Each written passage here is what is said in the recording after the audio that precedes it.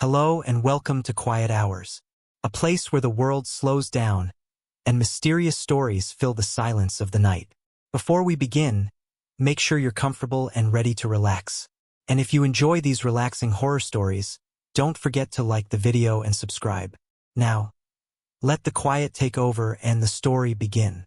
In May of 2003, I was still in the depths of grief, nursing a broken heart that had been hit by one tragedy after another. First, I lost my job right before Christmas in 2001. I kept reassuring my two children and myself that things would be okay, but no matter how hard I tried, I couldn't find work, not even as a waitress. The economy was just that bad. Then, in January 2002, less than 2 weeks later, I lost my son, who took his own life. I was the one who found him. I tried CPR, even though deep down I knew it was too late. For a long time, I felt like I'd failed him. Sometime during this dark period, our 13-year-old cat, Simba, went missing. I realized I couldn't remember the last time I'd seen him. Simba was attached to my son, so I thought he might have gone looking for him. To add to the heartbreak, our home went into foreclosure, and I had to give away our dog. So there I was, downsizing from a 10-room house with a big lawn to a tiny 2-bedroom apartment, with just my daughter. We sold most of our things, but I held on to a plaster garden angel, my son's last gift to me. It was a cherub sitting on a pile of rocks, reading a book, with a squirrel and rabbit by its side. The angel stood about 2 feet tall and was heavy. I wrapped it in a towel, carefully placed it in my car, and thought of my son's words when he gave it to me. "You deserve something nice, Mom." Standing in that empty house, I felt hollow. It was the only home my son had ever known, and it was where my daughter was born. With tears in my eyes, I touched the woodland murals I'd painted in my son's room and whispered a goodbye. I told him that if he could hear me, he should come with us or go into the light. I didn't believe suicide meant an automatic sentence to hell. If God is truly just, then surely he understands the why. Just as I said those words, I heard the strangest meow coming from outside. I followed the sound to the thorny bushes next door, where small animals often got stuck. I reached for a pair of gloves my neighbors had kindly left to help me safely untangle animals from the bushes. As I got closer, I saw a pair of familiar golden eyes. Simba, after being gone for nearly a year, he'd returned on the very day we were moving. I spoke sternly. "Get your furry butt up on our porch now." He bolted out of the bush, onto the porch, and looked back at me as if to say, "Miss me much?" Simba seemed to understand that the new apartment was home and never tried to leave. If my daughter's younger cat got too close to the door, Simba would swat at him as if to say, "You don't want to do that." When I unloaded the car, I noticed the angel was missing. I searched everywhere, but it wasn't in the car, and I couldn't find it in the apartment.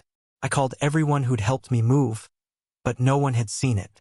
Exhausted, I finally went to bed with Simba curled up beside me. On that first night in the new place, I heard a voice say, "Mom." I sat bolt upright. I knew that voice, but there was only silence. I convinced myself I'd imagined it. Lying back down, I heard it again. "Mom, listen." My heart ached as I recognized my son's voice, filling me with a mix of hope, heartbreak, and longing. Simba perked up too, as if he heard it. "The angel is in the game box. I put it there. Dad's having mean thoughts, but it'll pass." I whispered his name and thought I caught his scent in the air, but it faded as quickly as it came. I wondered what game box. We hadn't had one since the kids became teenagers. Then I remembered my old wooden chest. My kids used to use it as a game box, so I ran to it, emptied it out, but found no angel. I started to feel like I was losing my mind. As I was putting things away, I noticed a box labeled games. I'd packed that box myself, filling it with board games and a few old toys I couldn't bear to part with. The box was packed in layers, games at the bottom with some toys on top. I remembered carefully stacking those games alphabetically, with my daughter teasing me about it. But there, somehow, at the very bottom was the angel. I lifted it out and hugged it tightly, and for just a moment, I thought I felt my son hugging me back. I wouldn't call this a memory of mine, but my family told the story so often that it feels like one. It's one of those tales that left everyone puzzled for an explanation. The story starts when I was only 2 years old. My family had just moved from the projects of Chicago to a small town. Back then, the area was mostly fields and newly built homes, with more under construction. We were the 7th family to move in, and although it's now a bustling suburb, back then it was still mostly empty lots and patches of fresh sod. Anyone who's moved with small kids can imagine how hectic that day was. My brothers were 12, 7, and 6, and my sister was just a few months old. To make things more chaotic, we were all city kids, used to staying indoors or under constant watch. Now, we had a whole backyard and open fields to explore. My brothers and I were in and out so often that my mother worried we'd wear out the new door's hinges. With unpacking and tending to my baby sister, my mom had her hands full. So she asked my oldest brother to watch me, who then passed the responsibility to the next, and then to the youngest brother. But naturally, at 6, the excitement of a big, open yard quickly distracted him from keeping an eye on his 2-year-old sister. My parents had laid out clear boundaries, and the boys knew to stay within them. But at 2, I had no idea what boundaries were. So when my mother called us in for lunch, I was nowhere to be found. My family searched the house from top to bottom, even looking through unpacked crates and under cabinets. The open field next to our house was combed through quickly. Still, I was nowhere to be seen. My parents knocked on neighbors' doors, hoping I'd wandered off to play with someone else's kids, but no one had seen me. Older neighborhood kids joined the search, and eventually the police were called. Fathers coming home from work joined in, checking nearby construction sites as the daylight began to fade. My mother was beside herself with worry. Then suddenly, there was a sharp knock at the back door. A loud, distinct rap, not made by a hand but with striking wood. My mother rushed to the door, praying for a miracle, and there I was. "Look, Mommy, Santa!" I exclaimed, pointing to an elderly man standing just a few feet away. My mom froze. He wore a slouched hat, a weathered buckskin coat, and held a heavy walking stick. His description matched Joe Courtney, a mountain man from her childhood in Kentucky. Joe had always had a soft spot for kids and was known for his tracking skills. If a child was in trouble, you could count on Joe to find them. Overjoyed, my mother called out to thank him and invite him in for dinner. But he only gave her a nod, and in the blink of an eye he was gone, just gone, as if he'd vanished into thin air. Later, she tried asking neighbors about him, but no one had seen a man fitting that description. The mystery deepened. This stranger, whoever he was, had known exactly where to find me. When asked where I'd been, I simply told my parents that I'd seen a bunny and followed it, eventually getting lost until Santa found me. My mom would often wonder aloud if old Joe had somehow heard her call, tracking down her lost child one last time. On May 17th, a vase that had belonged to my dad, filled with flowers, flew off the top of my curio cabinet and shattered. I managed to find all the pieces and glued it back together as best I could, except for a tiny part of the lip that was nowhere to be found. I really searched, but that piece just seemed to have vanished. In early August, my roommate decided to host a barbecue at our place. Even though it was an outdoor event, I knew people would be coming in to use the restroom or grab something, so I wanted the apartment spotless. I'm one of those people who gets paranoid about appearances when company's coming, especially people I don't know. My roommate had invited 22 people from his church, which is a different faith from mine, and I didn't know any of them. His church isn't exactly thrilled with him living with a non-related female, especially one of a different faith, even though I'm old enough to be his mom and we have separate rooms. So, I was extra thorough in cleaning, hoping to make a good impression.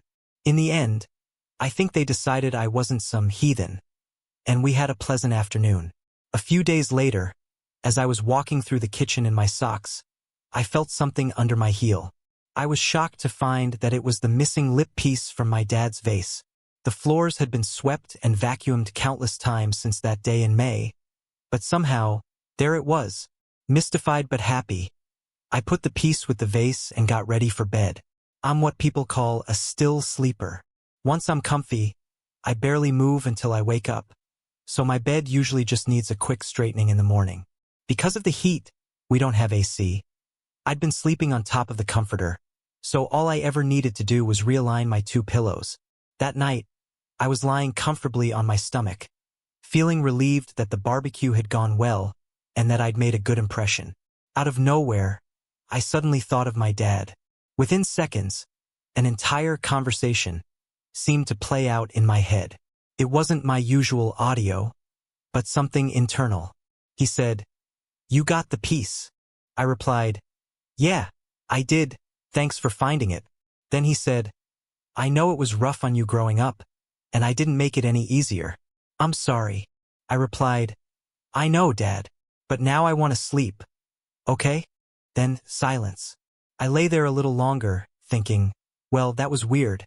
But then again, my dad was a pretty odd guy, so maybe it was fitting. Eventually, I drifted off. The next morning, I woke up thinking it had just been an unusual dream. As I started to move, I realized my bed felt odd. I opened my eyes, rolled onto my side, and discovered that all my bedding had been completely stripped from the bed, not just pushed to the foot of the bed or tangled up, but entirely removed. The comforter, blanket, sheets, even the fitted sheet had been neatly folded and placed in a pile on top of a box about 4 feet away. Both my pillows, however, were still on the bed in their usual spots. Talk about a what the heck moment. I can't think of any possible explanation for how this happened. I'm a light sleeper, so there's no way someone could have taken off my bedclothes without waking me. Also, my bed is a daybed, so the bedding is pinched between the backboard and mattress, making it hard to remove. And folding fitted sheets? I can barely manage that when I'm awake, so doing it in my sleep is out of the question. I've come to 2 possible conclusions. Either my dad was annoyed that I'd rather sleep than have a heart-to-heart, or he wanted to leave a sign that our conversation wasn't just a dream or my imagination. Knowing him, either is possible. Sorry to interrupt. If you're enjoying the story, let me know in the comments and tell me where you're watching from. Don't forget to like and subscribe for more. The summer of 1988 was the peak of paranormal activity for my family. We'd been experiencing strange and unsettling events in our house for several years, and while I'm no expert, it felt more like demonic or poltergeist activity than anything else. The occurrences were disturbing. At night, I often felt as though something was sitting on me, making it difficult to sleep. Sometimes, I'd feel a presence at the corner of my bed, or hear growling sounds right by my ear. Other family members reported seeing tall, dark, cloaked figures moving through the house. One of the more unnerving events involved the sound of my name being called from down the hall. It would sound almost like a family member's voice, but when I'd go to see who was calling, no one would be in that part of the house. Even my old boyfriend, who was home from the Navy, witnessed it once. We were a family of born-again Christians, and this unwanted activity was deeply unsettling for us. We tried prayer and spiritual cleansings, but nothing seemed to make a lasting difference. It was an isolating experience, too. Who could we tell? It sounded so bizarre that we doubted anyone would believe us. Strangely, these experiences began not long after a particularly nasty church split. Rumor had it that the pastor had been dabbling in the occult. This pastor was very upset with my dad after we left the church, though I don't know if there was any truth to the occult rumors. One of the most unforgettable events happened on the road. I was driving with a friend along Old Highview Road in Washington, Illinois, now called Centennial Drive, I believe. My former boyfriend was home on leave from the Navy, and we decided to drive to Peoria to pick up some Subway sandwiches, as it was the only place nearby with a Subway at that time. On our way back, we were traveling down a particularly dark stretch of Highview Road. Out of nowhere, a male figure appeared directly in front of the car. He was standing in the middle of our lane, and there was no way to avoid him. Our headlights illuminated him, but strangely, the figure was only visible from the neck down. I can't say for sure that he didn't have a head, just that the headlights didn't reach it. He was dressed in what looked like old work clothes, like something you'd see in a sepia-toned photo, with everything appearing in shades of brown and white. My friend had only a split second to react, and we drove straight through the figure. My friend was understandably shaken, and despite his military toughness, he might have even cried a bit. When we got back to my house, that eerie name-calling incident happened again, as if something had followed us back. Oddly enough, my mom had a nearly identical experience a few months later while driving on Coal Hollow Road between East Peoria and Pecan, which is miles from Highview Road. Because of the distance between these roads, I doubt it was a ghost connected to a particular place. It felt more like it was tied to the other strange events we were experiencing at the time. Years later, I caught a horror film on TV, it might have been the Amityville Horror, that depicted a similar scene which was surreal to watch.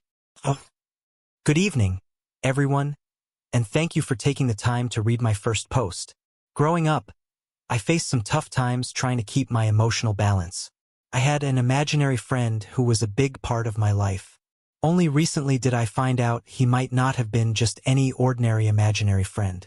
Back in junior high, I had a boyfriend who was deeply into dark magic. I was young, naive, and didn't fully understand the things he was interested in. After we broke up, I felt lost, and during that time of misery, I met a friend who helped me regain confidence and become the person I am today. 2 years ago, though, I started hearing a new voice in my head, a male voice that didn't feel like me. I sometimes give myself reality checks by being tough on myself, but this voice wasn't mine. My friend eventually helped me understand that it was something darker, something with no physical form but with the ability to reach into my thoughts. The presence made itself known through my writing. One day at school, I was writing, and suddenly, it was as if I was writing for him.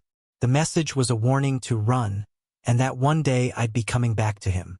From that point, I could feel him around, and strangely enough, I liked it. He gave me comfort and helped me through the pain of losing my ex, someone I'd loved deeply. At some point, we started having conversations, and I sensed that he wasn't a good influence. Yet, because he'd known me from childhood, he felt like someone I could confide in without shame. His name is V, and after my friend and I drifted apart, I began to confide in him more. I found myself feeling affection for him. He's been there for me when no one else was, except for my books, writing, and past struggles with self-harm, which only made people view me as a freak. I've grown used to him leaving and coming back. At times, he has shown a violent side. Once, when I was making my mom's bed, he got mad, and suddenly my hand hit the mirror frame hard enough to break a nail. He left after that and later apologized. The most common outburst, though, is him choking me. It happens randomly or when he's angry, usually after I've insulted him or refused to be submissive. I'll find myself on my bed, gasping for air. Just yesterday, as I walked home at noon, I felt pressure on my throat. At first, I thought it might be something I'd eaten, but it was this tight feeling around my neck, making me cough as if I was going to be sick. Only after mentally begging him to stop did I finally catch my breath. I've only had sleep paralysis once, but the intense pain was in my throat, as if he were choking me. I remember praying in my head since I couldn't speak, and eventually, it passed. He's just one presence among others. For about 3 months, my mind felt like a meeting place for different dark entities. One of them was a fallen angel, S. He too felt dark, but I felt a certain connection. They've told me I have special qualities, that I'm different. Part of me believes this, as it's helped me stay sane through difficult times. Recently, a new one has appeared. I can't tell the gender, but their name is C, and they seem stronger than the others. There's a sense of mutual need between us, and I feel a mix of curiosity and caution. The strangest experience I've ever had happened when I was around 18. Before I get into it, here's a little backstory. The house I grew up in, from age 10 until I moved out around 22, is in the near western suburbs of Chicago.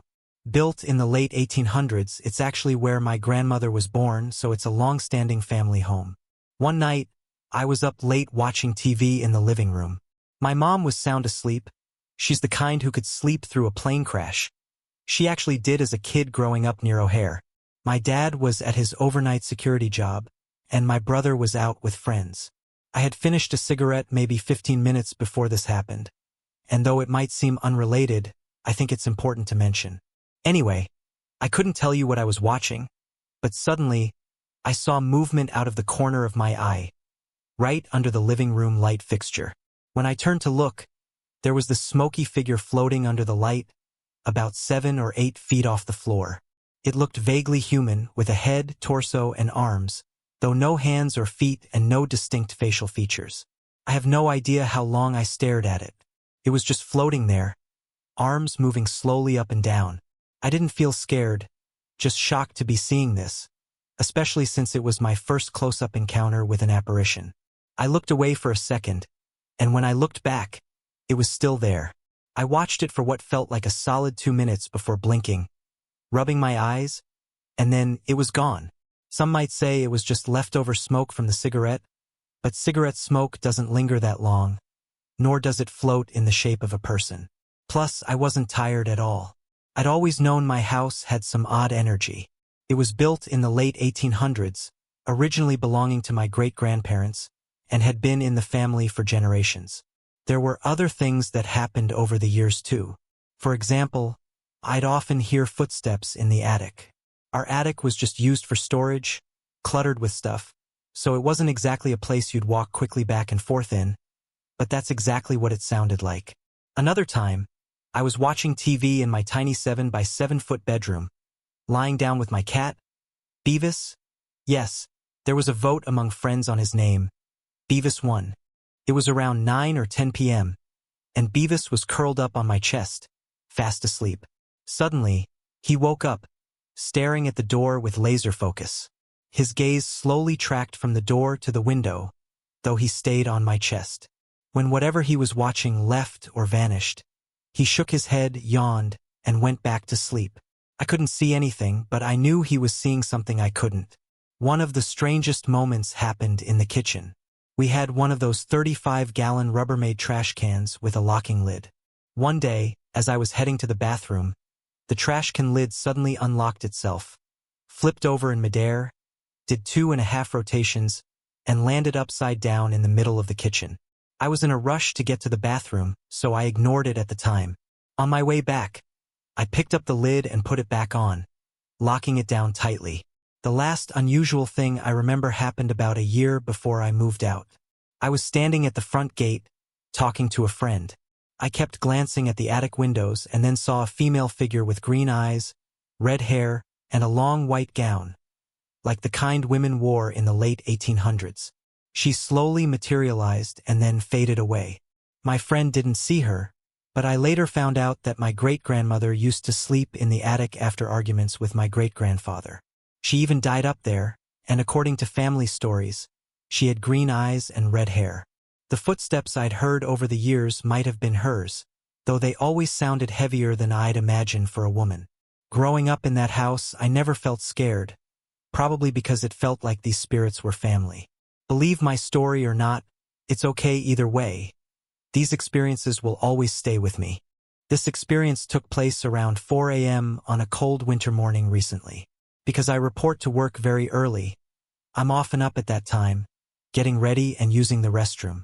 To give you a better idea, my apartment is on the top floor of a very old house, and I've always suspected that it was once the attic or perhaps a loft because of its unusual layout. The bathroom, for instance, is a long, narrow rectangle, which can feel a bit claustrophobic with all the fixtures crowded at one end. Let me describe the room to help make this story clearer. Standing in the doorway, there's a solid wall to your right.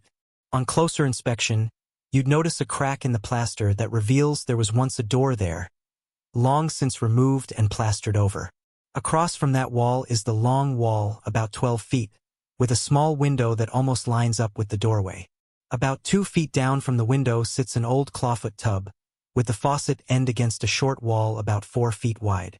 Just 4 inches from the tub's edge is the commode, facing the opposite short wall.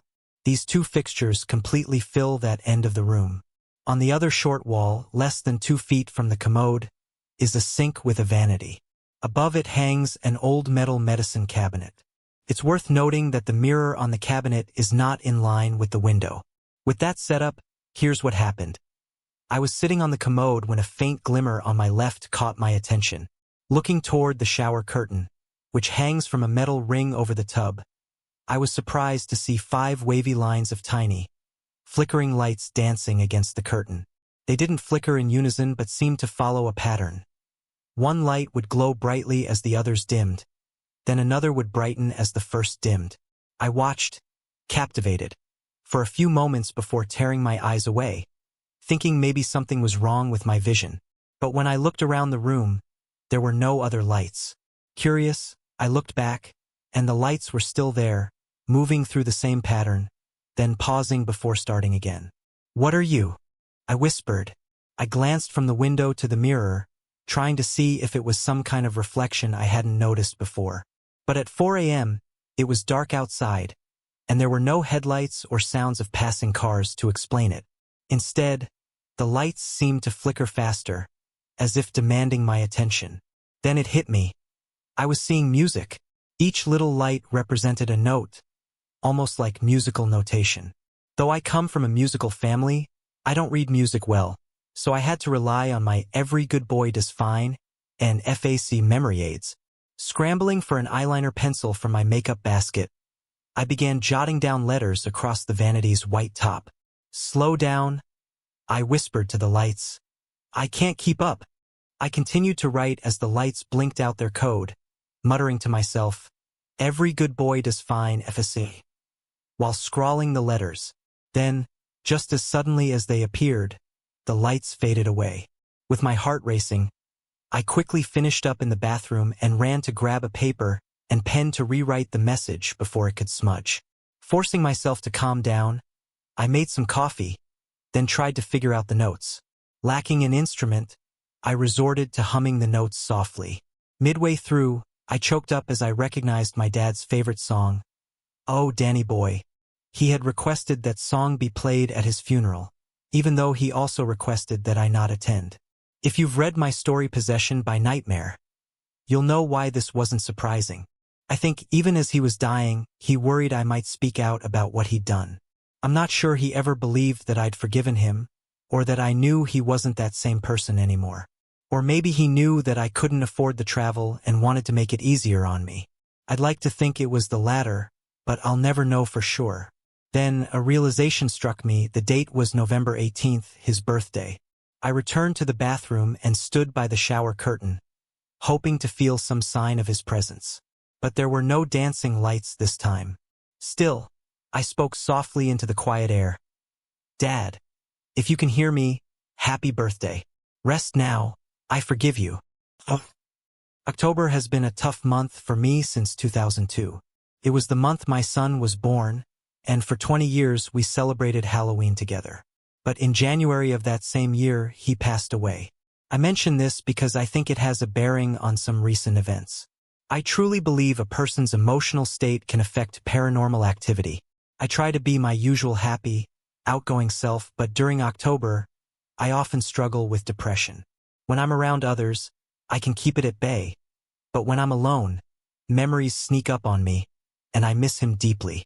This past October, 2013, things didn't just get tough, they got downright strange. It started with little things which I initially thought might be the same spirit from my coffee time experiences.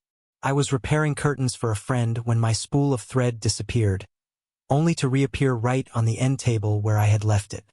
Then, I couldn't find a large tube of basting glue I knew was in my sewing basket. I emptied the whole basket and put everything back, but the glue was nowhere to be found. This tube is about 6 to 7 inches long and pretty hard to overlook. So I decided to pin the fabric instead.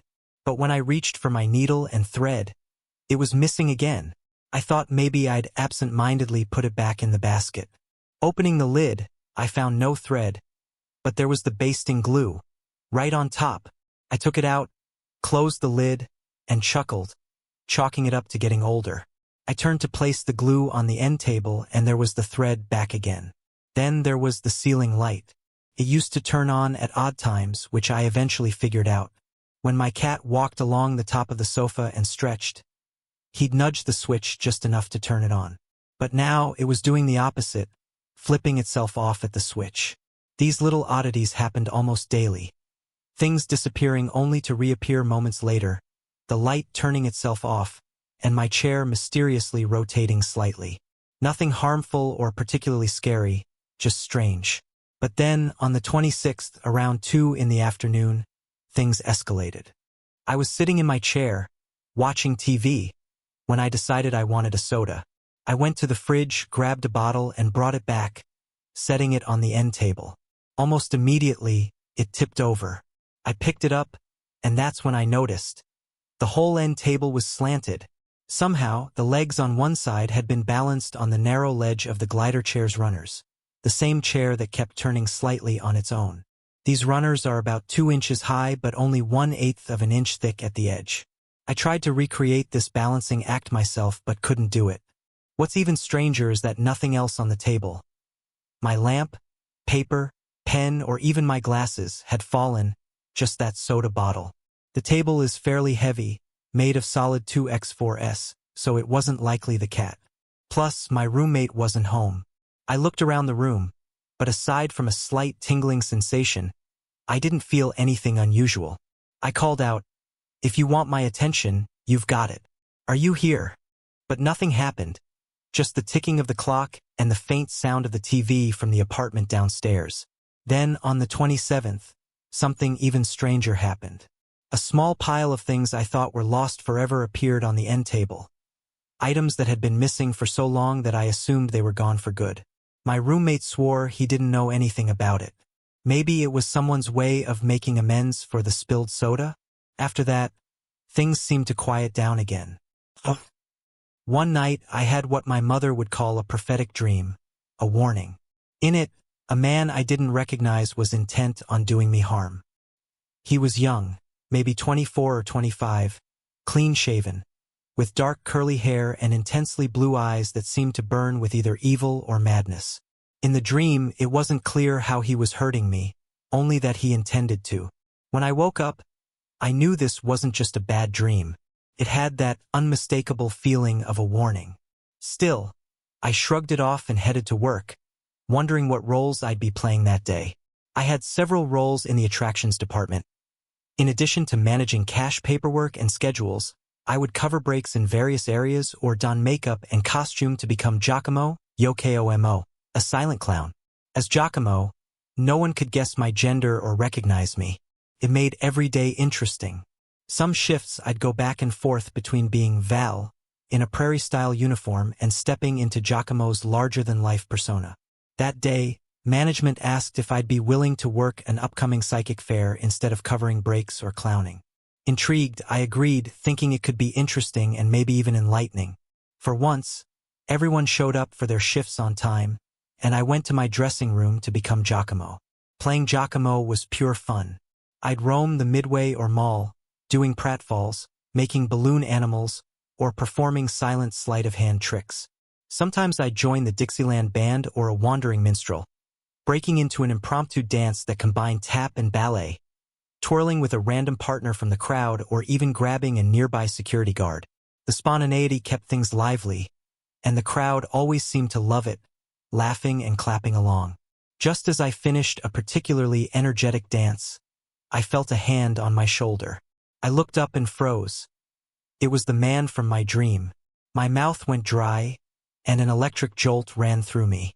"Great show," he said in a smooth, unsettling voice. "I'll be seeing you." Then he let go of my shoulder, leaving me feeling weak and shaken as he disappeared into the crowd.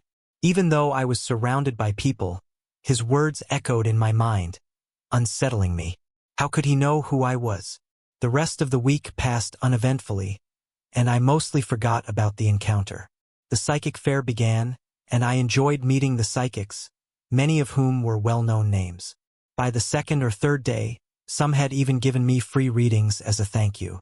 Over and over, they told me I had the gift. I mention this only because they quickly accepted me as one of them, which later would be important. One evening, I was seated at a table selling tickets when he showed up. This time, he didn't ask for a ticket. Instead, he looked at me hard and said, "You don't look well. Got a headache?" Just as he spoke, a sharp pain hit me between the eyes. My vision blurred, and I grabbed my head in agony. Through the pain, I heard commotion around me and voices demanding that he leave, telling him he wasn't welcome and to back off. Someone brought me water, and Enrica, An older woman with a radiant inner glow murmured that she would help me heal. Another person took my hands, whispering a prayer-like chant. I closed my eyes, trying to calm myself. I felt Enrica's touch gliding over my head, neck, and shoulders, as if massaging away the pain. After a few minutes, the pain eased, and my vision cleared. I opened my eyes, ready to thank Enrica, only to see her standing a good 4 or 5 feet away. They explained that this man had once been part of their group, but had chosen to misuse his gifts, so they'd removed him. Ever since, he'd been trying to cause trouble. They felt he had sensed my gift and was targeting me to get back at them. They suspected he might try again, so with my permission, they surrounded me with prayers of protection, and Enrica taught me some simple ways to ward off his influence. They were right. The next evening, on my day off, I returned to the fair with friends who were curious but wanted me along to help them get their money's worth. Just as we neared the storefront, he suddenly appeared as if out of nowhere and reached for one of my friends, saying she should let him do a reading. I acted on instinct, sharply smacking his hand away before he could touch her and growling, "Back off!" My friends quickly moved behind me, sensing from my reaction that something was very wrong. He smirked, looking down at me as if sizing me up. "Won't work this time," I said, with a tone that dared him to try. A flicker of confusion crossed his face. I crossed my arms, clenching my fists with my thumbs pressed between my fingers, just as Enrica had taught me. "Back off. Now!" I hissed, my voice steady and firm. Though I'm small, I can be pretty loud. One of the security guards, Dell, came over. "Problem, Val?" he asked, recognizing me. Just then, Enrica and a few others from the fair stepped out. "Not sure, Dell," I replied, not taking my gaze off the man. "Is there?" The man shook his head, backing off and hurrying away. "What was that all about?" Dell and my friends asked. "Let's just say unwanted attention," I answered. I wasn't sure they'd understand what had just happened, and I didn't want them to think I was crazy. As I walked my friends inside, I caught Enrica's eye. She gave me a knowing smile and a nod. I'd done well. From the subtle smiles and glances of the other psychics, I had the sense that I hadn't been alone in standing up to him. On several occasions, I've heard voices. Sometimes I can recognize who they are, and sometimes I can't. For example, in If We Ghosties in a Haunted School, I talked about hearing children's cries and the voice of an unknown child shouting "no" before pushing me out of harm's way when a ceiling collapsed. Growing up, there was Jamie, see Possession by Nightmare, who would comfort and encourage me. His voice is usually the one I hear in times of urgency. These voices don't sound like they're coming from my mind. They feel as external as someone standing next to me. One time, I even heard my mother's voice shortly after she passed away. I was standing in front of my bedroom mirror, looking at the latest injuries inflicted by my now ex, when I heard her voice, clear as a bell. She addressed me by my first and middle name, a sure sign that she was serious. "Why do you love someone who so obviously doesn't love you?" she asked. "I raised you better. You need to leave him before they end up carrying you out." I knew then that she was right. Even before she passed, there was another time I heard a voice. It was an ordinary weekday, and my 4-year-old son was asleep on the sofa after a long day at preschool. I decided to get a load of laundry done and headed for the basement. As I was about to go down, I heard a voice say, "You better call Mom." Thinking it was just a sound from the TV, I ignored it. But as I loaded the washer, I heard Jamie's voice again, sounding urgent. I said, "Call Mom now. She's hurt and scared." His tone was so forceful that I dropped the laundry basket and ran upstairs to call her.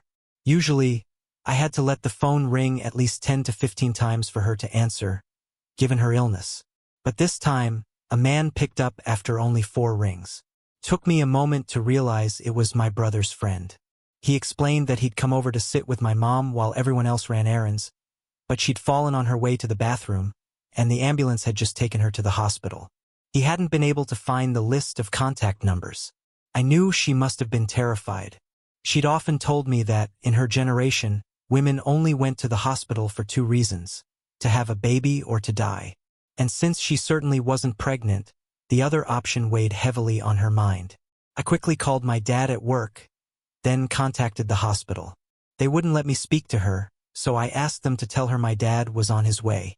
Later, she told me that she'd actually heard me telling her that Dad was coming and that she wasn't alone. Even though I was 25 miles away in my kitchen, I had been thinking those words with all my heart. I'm not sure what would have happened if Jamie's voice hadn't told me to call.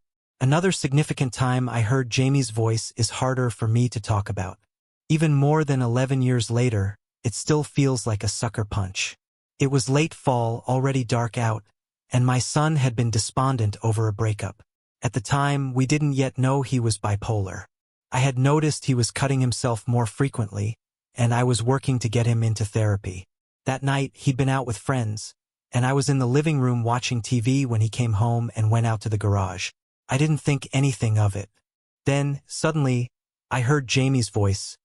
"You need to go to Jay now. Hurry. He's in the garage, run."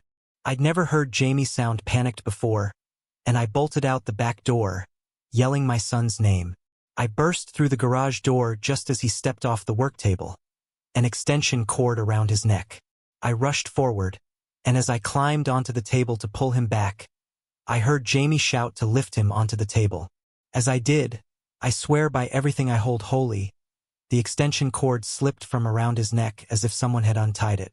Maybe it hadn't been knotted well, I don't know. But he fell onto me, alive. Those seconds stretched into what felt like an eternity as I held him, feeling his body start to breathe again. I heard the word, breathe, and then he sputtered and began to cry. It was the most beautiful sound in the world because it meant he was still with me. In the turbulent months that followed, both before and after I lost my son, I would hear a different voice. It was a voice I couldn't identify, and it spoke a phrase that felt strange but somehow comforting, Kia kaha. I didn't know what it meant at the time, but it felt powerful, like a message meant for me. I'd hear it during moments of deep stress or when I felt close to breaking down. Later, I learned that Kia kaha is a Maori phrase that means, be strong. Maybe that's what these voices want us to hear, that we need to be strong and hold on for the brighter days to come, but to live fully in the days we have now. When I was younger, I grew up in a home that practiced two religions. My sisters and I would attend a Lutheran church on Sundays, while my mother, who was Buddhist, would go to temple on the weekends. Since there was no official Buddhist temple in our small hometown, services were often held in other community members' homes. Sometimes my mother would invite me to go with her instead of to church. Occasionally I would join her, though often I didn't. I think, in her mind, she wanted to show me that all beliefs were valid, hoping to expose me to different ideologies so I could decide for myself one day. I share this background to explain that I was exposed to different beliefs early on, so any strange experiences I had were not due to unfamiliarity or cultural shock. My first encounters with the supernatural were between ages 4 and 5 and involved an apparition. Friends often tell me that my imagination could be playing tricks on me, but I have many clear memories from as early as age 3, confirmed by people around me. This particular story isn't about those early experiences, though, but rather an incident that terrified me around age 7. Growing up, my parents were close friends with another family in the Vietnamese Buddhist community. My childhood best friend was their son, Truong, who was the same age as me. We spent a lot of time together, but I also remember a particular Buddha statue they had. The statue wasn't unusual, but it was different from the joyful, chubby Buddha most people know. This one had a white face, bright, almost garish colors, a devilish grin, and wide, piercing eyes. Every time I saw it, I felt a creepy, unsettling vibe, even though it was kept on an altar in their family room. The most frightening experience I had with it happened one day when I went over to play with Truong. My parents had dropped me off, so it was just the two of us playing in the living room. His oldest sister was supposed to be watching us, but after a while, she went upstairs, leaving us alone. Truong was often called away for small chores, and that day was no different. His sister called him upstairs, and he left me alone in the room. I want to say the room got colder or darker, but that might just be how I remember it now. What I do know for sure is that I was suddenly filled with a deep sense of fear, a feeling like I was being watched. When I looked up, I saw the Buddha statue staring down at me from the altar. I froze, trying to reassure myself. It's just a creepy statue. It's not actually watching you. To prove it, I crossed the room, but as I moved, the painted pupils shifted to follow me. Panic washed over me as I darted to the other side of the room, only to see the eyes still fixed on me. What made it worse was the statue's unsettling grin, as though it were mocking my fear. I didn't see them, but in my mind, I imagined it had teeth. Smooth, white, human-like teeth, lurking beneath its closed lips. Completely drained and feeling too weak to move, I sank down on the floor, unable to look away. The eyes continued to follow me, unblinking, as if waiting. Eventually, I heard Truong's footsteps on the stairs, and as soon as he entered the room, the oppressive feeling lifted. We went back to playing, and I didn't mention what happened. He didn't ask why I was sitting there looking terrified, and I figured it was best to keep quiet. As I mentioned earlier, the Buddhist community was growing, and Truong's mother was very involved. Eventually, their family moved next to an old building that they and other community members began renovating to use as a temple. Truong's mother even coordinated for monks to come and live there. During the renovation, the monks stayed with Truong's family until the temple was ready. Jumping ahead a few years, one Halloween, Truong, his sister, my sisters, and I were all at his house for a horror movie marathon. The movies were more funny than scary, and we had a lot of laughs. Later, we started trading spooky stories, and I remembered the incident with the statue. I asked if they still had it and told them about the time I was alone with it. After I finished, I expected them to laugh or dismiss it as a child's imagination, but they went quiet instead. Finally, his sister chuckled and said it was strange I mentioned that statue. She then shared a story of her own. Apparently, they had gotten rid of the statue at the request of one of the monks who had stayed with them. According to her, the monk had seen the statue and told their mother it was possessed and radiated an aura of bad luck. He insisted it shouldn't be kept in the house and recommended that they discard it. She didn't explain how they got rid of it or if any ritual was involved. They didn't even remember how it had come into their possession in the first place, just that it was removed at the monk's insistence. To this day, I still don't know what to make of that experience. Now that I'm older, I haven't had anything like that happen in years, but that memory remains as vivid and unsettling as ever. Most of my unusual experiences happened over 11 years, from 1996 to 2007. The last and most significant one occurred in December 2007, and it left me questioning everything I thought I knew. I believe these stories are true, but the skeptic in me always wonders. There was no alcohol or drugs involved in any of this. If someone hadn't shared my last experience with me, I might doubt it all, but I've always tried to keep an open mind. Before 1996, my family had a few strange experiences at my grandparents' house. When I was around 5, I came downstairs one morning and asked who the man in Grandma's room was. My family searched the house, but no one was there. Was it childhood imagination? I can't be sure since these stories were passed down to me. In high school, my mom once awoke to her bedroom door opening and saw a shadow of a man in the doorway. She asked, "Dad, is that you?" but received no reply. Her sister, who shared the room, screamed, and the shadow disappeared. When my grandfather checked the house, there was no sign of an intruder. There was also a time when my grandmother saw a box on the kitchen table move by itself, shifting back and forth. And once, my great-grandmother reported seeing a strange yellow glow in the upstairs hallway. As for me, aside from a fleeting experience at age 5, I never sensed anything in that house, even when I was alone. The only odd encounter I had before 1996 was a night with a Ouija board, which I look back on with a dose of skepticism. It only worked for 2 people in our group, one of whom was my girlfriend. She insisted she wasn't moving it, and we made sure they didn't look at the board while using it, though no one thought to try blindfolds. Over hours, the board seemed to spell things out. A lamp on the table turned on and off several times, even though I was sitting right next to the plug, and a glass bell fell off a nearby shelf. That was back in 1985. In 1996, I was going through a rough patch, depressed over a breakup and looking for answers. I visited psychics and had a new age friend who introduced me to using a crystal on a string to divine answers. It would spin in circles or swing back and forth over yes or no answers. I can't say I fully believe in it, but it was puzzling. Maybe those things opened a door, so to speak. I can't be certain. I was a renter and moved frequently, so I was never in one haunted location. Yet, experiences seemed to follow me no matter where I lived. My dog, however, never reacted to anything, which always made me doubt what I saw, thinking it might be my imagination or my eyes adjusting after sleep. Most of my encounters occurred as I was waking, and I still don't know what to make of some of them.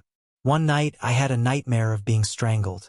When I awoke, I saw two eyes staring at me from the upper corner of the room, about 15 feet away. I was too shocked to move.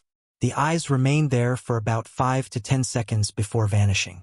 Another time, in a different place, I woke to my bed shaking. I assumed it was my dog, but as I reached around, I felt him sleeping on the floor, not even touching the bed. Oddly, he didn't react to the shaking either. I didn't sleep much that night. There were many other experiences that were hard to explain.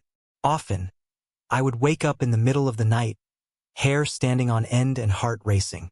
Many times, I kept my eyes shut, afraid to look. When I did open them, I'd sometimes see shadowy figures, shapes resembling the creature from The Grudge 2, or a distortion in the air like the camouflaged alien in Predator. Once, I saw a small, red thing at the foot of my bed. It didn't look human, but it was vaguely person-shaped. I sat up, rubbed my eyes, and it was still there. As I moved closer, it vanished. My encounters with shadowy figures were usually at night, in a dark room, while my dog lay undisturbed nearby. Only once did I see something in daylight.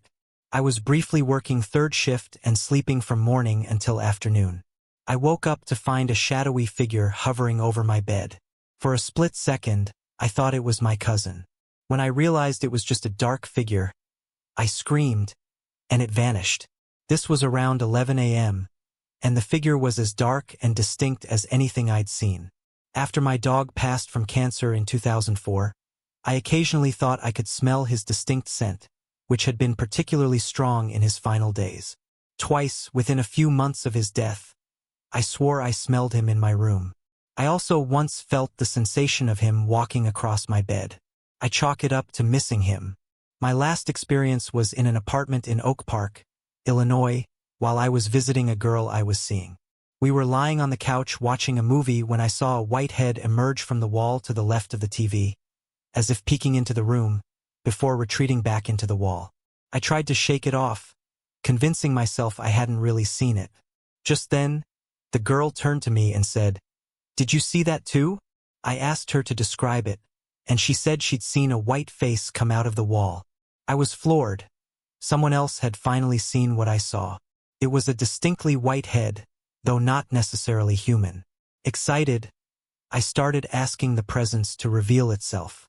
The girl, who lived there, wasn't thrilled, but I kept asking it to knock something over, make a noise, or turn the lights on or off. I specifically mentioned a half-full water bottle on the coffee table. The third time I asked, the bottle suddenly slammed over with force. We sat there in shock. She ended my little experiment and turned on every light, insisting I stay the night, though she later moved out for unrelated reasons. Since that experience, I haven't had any encounters. After years of strange experiences, it all stopped with the white head. I don't know why. Did I lose an ability to sense these things? I'm not sure. I currently live in a house where at least 2 people have died, but nothing unusual has happened. Often, in the middle of the night, I have to get up to use the bathroom. I'm 15 weeks pregnant, and since entering my second trimester, I've been experiencing more frequent paranormal activity. Maybe it's the hormones, or maybe it's just that I'm getting up more often at night. I've always had a strong sense of spirituality, and this isn't my first experience with spirits, but since becoming pregnant, these encounters have intensified. It was around 2 a.m., and I woke up with my boyfriend, Tyler, sleeping beside me. I needed to go to the bathroom, but something felt strange. The room was unusually dark, darker than usual, which was odd since my eyes should have adjusted after lying there for hours. I started to feel a growing sense of anxiety, like something was waiting in the dark. In the past, I've known that feeling scared and dealing with it alone tends to invite these experiences in. I could sense an unsettling energy building, so I woke Tyler up. "I'm scared," I whispered. "Something doesn't feel right." Half asleep, he mumbled, "It's all right, babe, just go back to sleep." Seeing he wasn't going to get up with me, I made myself get up and headed straight for the light switch. I flipped it on, feeling a momentary wave of relief. But as soon as I opened the door, darkness seemed to press in around me. Heart pounding, I turned on the kitchen and hallway lights on my way to the bathroom. Our bathroom has always made me uneasy, especially at night. It's mostly because of the mirrors. There's a closet with mirrored doors across from the toilet and sink, and the reflective surfaces always feel like they're watching me. Over the years, my experiences with spirits have made me wary of mirrors, believing they might act as portals or hiding places. I also have another mirrored closet in the bedroom across from our bed, adding to my discomfort. Nothing happened in the bathroom itself, but the anxiety wouldn't let up. I finished washing my hands and splashed cold water on my face, hoping to calm down. When I returned to the bedroom, Tyler was awake, casually looking at his phone since the lights had woken him up. I rolled my eyes, turned off the kitchen and hallway lights, and hurried back to the bedroom, locking the door behind me. Tyler chuckled. "You're not scared," he teased. I quickly flipped off the bedroom light and darted to bed, stumbling over some clothes on the floor. "God, that was awful." I laughed, trying to brush off the fear. "Something just feels off. Can we sleep with the light on tonight?" I asked. "No, babe, everything's fine. Just close your eyes and get some sleep. I'll stay up for a bit so you don't have to worry," he reassured me. I sighed, closed my eyes, and tried to settle down. But after only a few minutes, I felt a surge of panic in my chest and opened my eyes. I looked around the room and saw Tyler still on his phone. Then, just beyond him, I noticed a tall, dark shadow standing in front of our mirrored closet. I stared at it, hoping it was just my eyes adjusting, telling myself it would disappear if I blinked. I rubbed my eyes and even sat up to make sure I was fully awake. The figure was tall and broad, with one arm raised, as if holding on to something I couldn't quite make out. Then, as I watched, it moved closer to the bed. My heart pounded as I jumped and whispered, "Tyler, turn on the lights." I could still see it in the corner of my eye as Tyler scrambled up and switched the light on. The shadow vanished. "Did you see it?" I asked, my voice trembling. Tyler's face had gone pale. He said he hadn't seen anything, but he agreed to keep the lights on that night. I still felt an unsettling presence in the room, as if something was watching me. Eventually, exhaustion took over, and I drifted back to sleep. The next morning, Tyler admitted that he'd seen it too. He said he didn't want to scare me further, knowing my past experiences with spirits, and that he'd noticed it before I did. That's why he'd kept the lights on and reassured me instead of urging me to go back to sleep. Before I'd even mentioned the figure holding something, he told me he thought it looked like the spirit was holding a knife. I hadn't been able to make out what it was holding, but his interpretation sent a chill through me. It was a terrifying experience, and I truly hope I don't see that spirit again. In 1977, when I was 12, my best friend Jamie and I were obsessed with my Ouija board. We spent countless afternoons after school trying to contact any spirits we could find. My house was our usual spot since no one else was there after school. After a few months of playing with the board, strange things started happening around my house.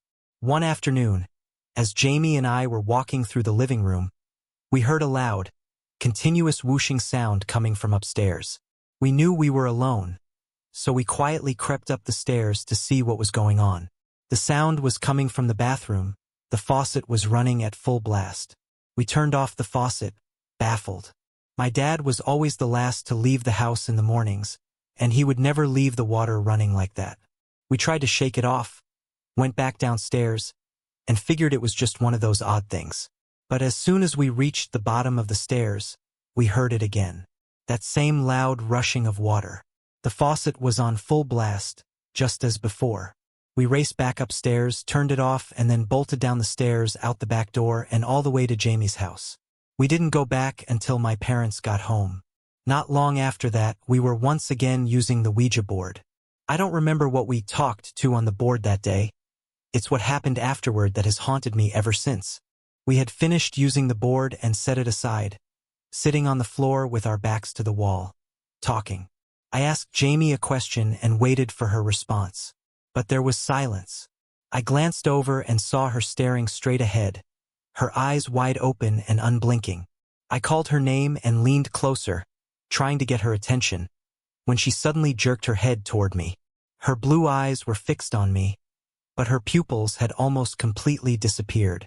I stared, feeling like I was face to face with a stranger. "Jamie?" I whispered, unsure what to do. "Are you all right?" 100 thoughts rushed through my mind. Was she having a seizure? Did she need help? I didn't know whether to touch her or go get someone. Then Jamie opened her mouth, and in a deep, adult male voice said, "Stop doing what you're doing." I froze, stunned. But before I could even process what had happened, that same voice repeated, "Stop doing what you're doing." Jamie jerked her head forward again, and in her usual voice, picked up our conversation as if nothing had happened.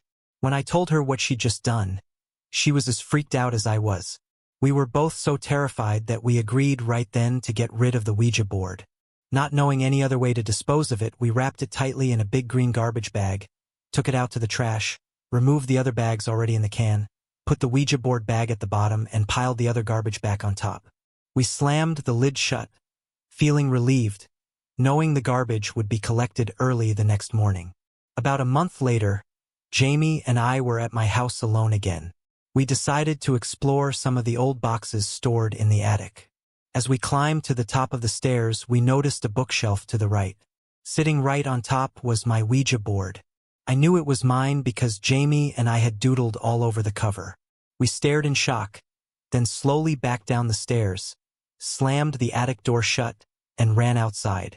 The board stayed in the attic, untouched, for years. Years later, when I was preparing to leave home to join the Air Force, I went back up to find the board, planning to burn it or get rid of it for good. But it was gone. We never saw it again. Neither Jamie nor I have ever touched a Ouija board since. We believed that warning was real, and we weren't about to ignore it. There's one encounter that still sends shivers down my spine every time I think about it. Years ago, I posted about a man I encountered who wore a brown suit. We moved a few months after that experience into a new house on Williamson Avenue. That house brought its own share of strange occurrences, and this experience was my first with a spirit there, one that ties into everything that followed. I was in high school then, and every weekend, a group of my best friends would come over to hang out. One Saturday night, it was the usual scene. 6 of us gathered around, playing video games well into the night, laughter filling the room. It was around 2 a.m., and we were all still glued to the screen, caught up in the fun. My friend Tanner was standing in the doorway leading to the kitchen when he suddenly turned his head toward the living room. He looked back at me, his expression puzzled. "Is your sister Haley up?" he asked. I shook my head. "No, it's 2 a.m. Everyone else is asleep." Tanner's face went pale. "Dude, I just saw a little girl in a white dress run into the bathroom," he said, sounding shaken. The color drained from his face, and we all looked toward the bathroom. Curious and maybe a little unnerved, we went to check it out, but of course, found nothing. We laughed it off, blaming it on being tired, and eventually forgot about it. Months passed, and I'd almost forgotten the incident. One evening, I was upstairs in my room after school, working through some homework before picking up my guitar. It was around 5 p.m., and my mom, sisters, and stepdad were all downstairs. I didn't realize I was the only one upstairs. I kept my door locked to avoid my sisters bugging me. So when I heard loud knocking and childlike laughter coming from the other side, I assumed it was them. Annoyed, I shouted for them to quit messing around, but the knocking and doorknob rattling only got louder, as if someone was really trying to get in. Finally, I had enough, threw open the door, and no one was there. I stood in the empty hallway, heart pounding, before racing downstairs to ask my mom what my sisters wanted. She looked at me, confused, and said that they'd been with her the whole time, helping with dinner. That was when I went pale. I stayed downstairs for the rest of the night, still trying to process what had happened. My mom never talked about ghosts and had always seemed like a non-believer. But one day, she mentioned seeing a little girl in a white dress playing peekaboo in her closet. Hearing this was the confirmation I needed. We had the spirit of a little girl in our house.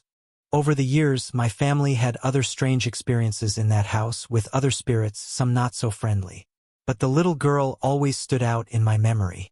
After high school, I moved out on my own, and it wasn't until I came back to my mom's house one day to do laundry that I thought to ask about that doorknob experience. She looked at me, puzzled, and said, "Oh, you mean Angelica?" I was stunned. She had a name for her. My mom explained that the little girl's spirit had followed her from the old house on Williamson Avenue to their new home, and that she still liked to play peekaboo in her closet. To this day, I feel a bit sad for Angelica. My mom says she's trying to help her move on. I'll always remember Angelica and the feeling that, in some way, she was a part of our family. Oh. Sorry to interrupt. If you're enjoying the story, let me know in the comments and tell me where you're watching from. Don't forget to like and subscribe for more. Oh. I'm 47 years old, and over my life, I've had many paranormal experiences. Some were subtle while others were intense. Lately, though, these experiences have become more spread out, sometimes happening months or even years apart. Just last Saturday night, November 22nd, 2014, I had an experience that was completely new to me.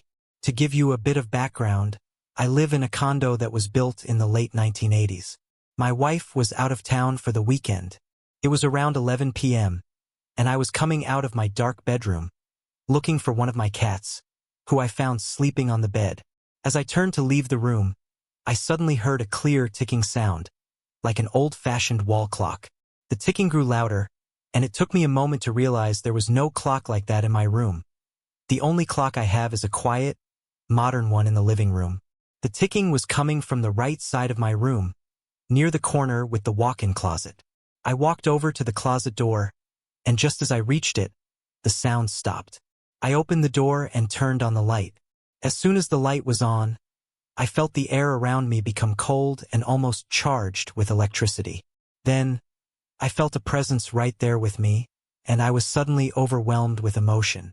My eyes filled with tears, and I felt that intense rush you get when you're experiencing something deeply unknown. The feeling was so powerful and direct, like someone was sharing their emotions with me.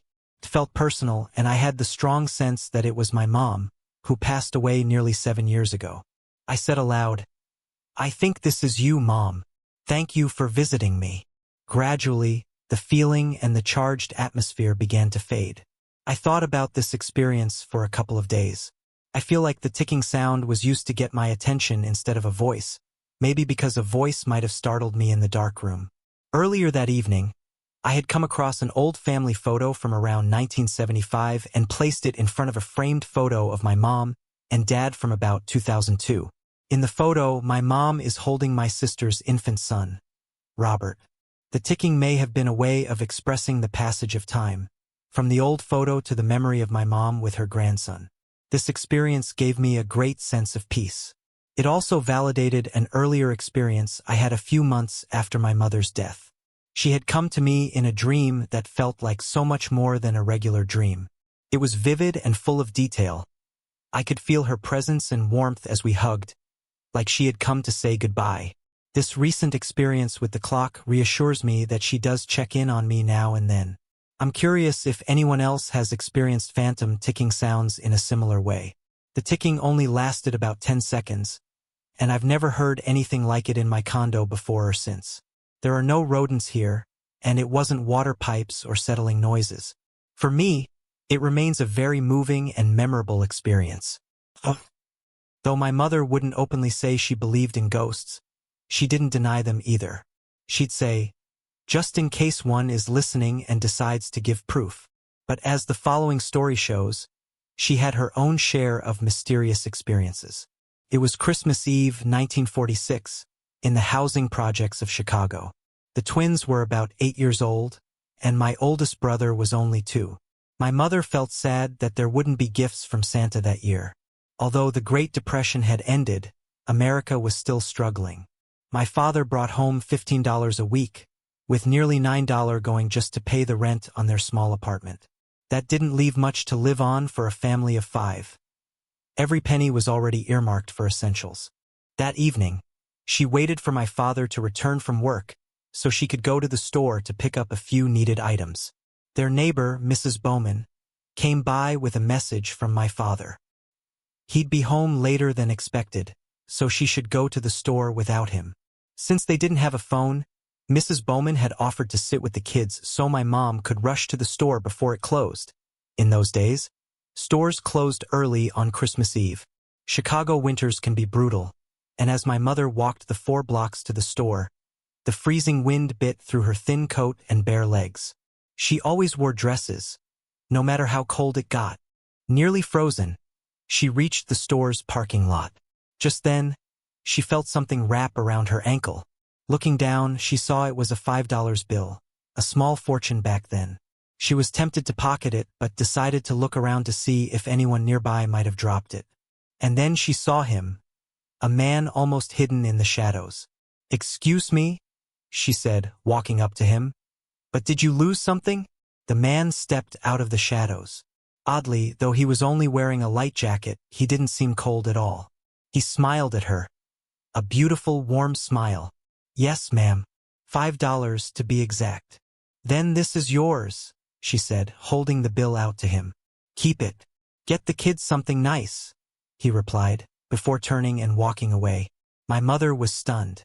It took her a moment to realize what he'd said, but when she looked up to thank him, he was already crossing a patch of fresh snow. "Thank you.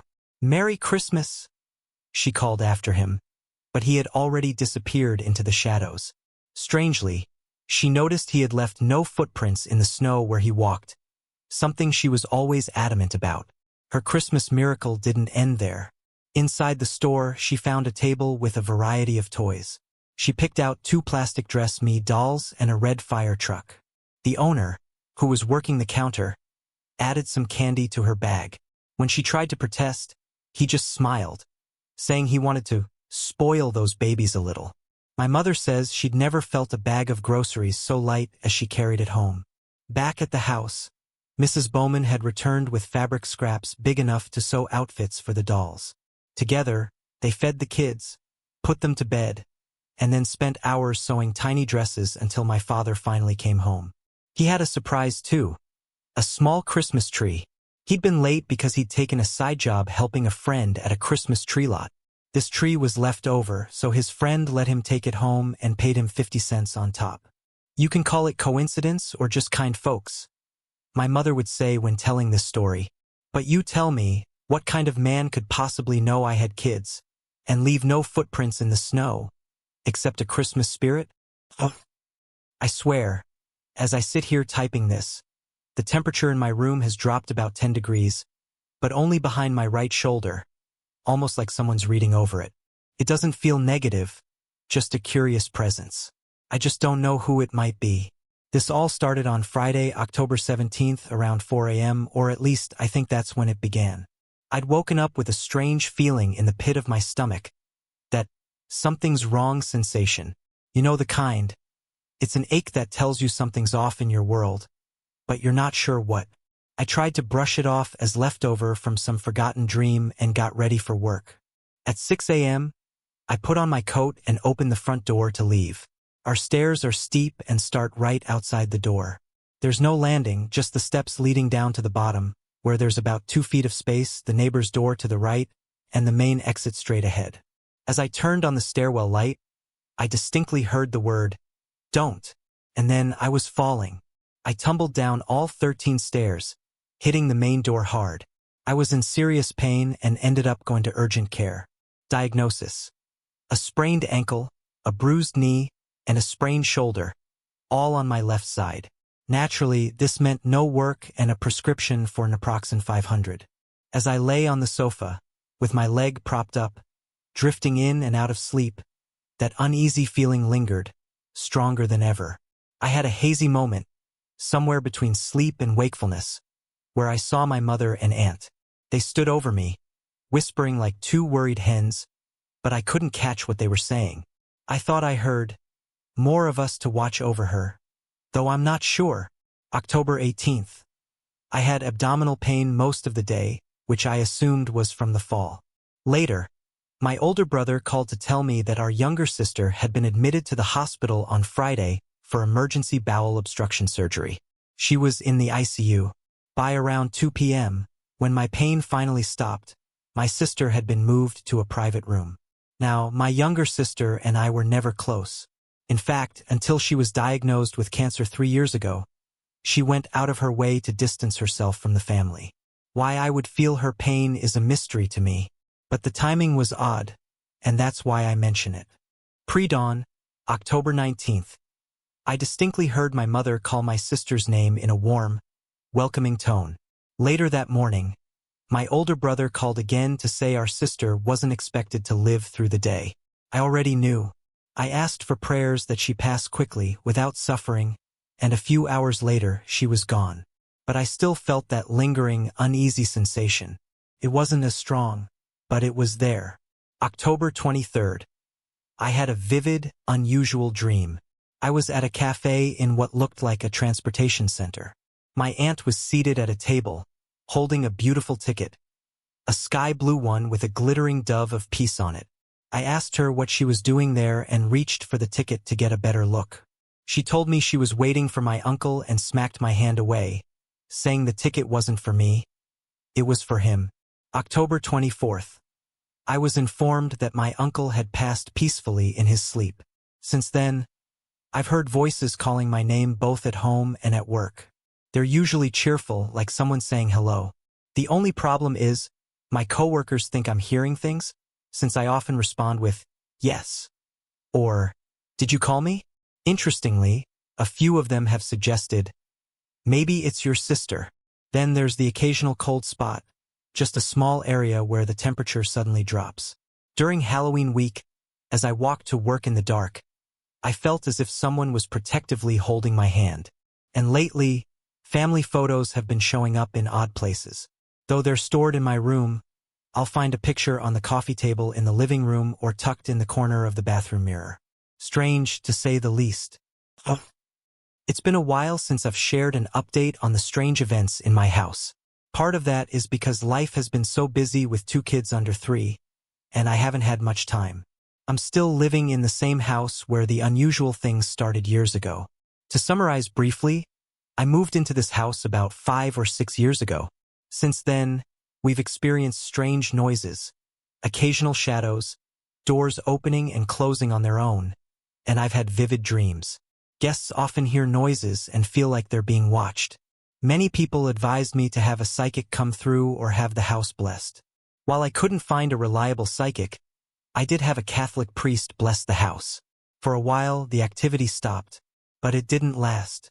Eventually, I took it upon myself to bless the house again using blessed incense, holy water, prayers, and verbally asking or, at times, commanding the presence to leave in the name of Jesus Christ.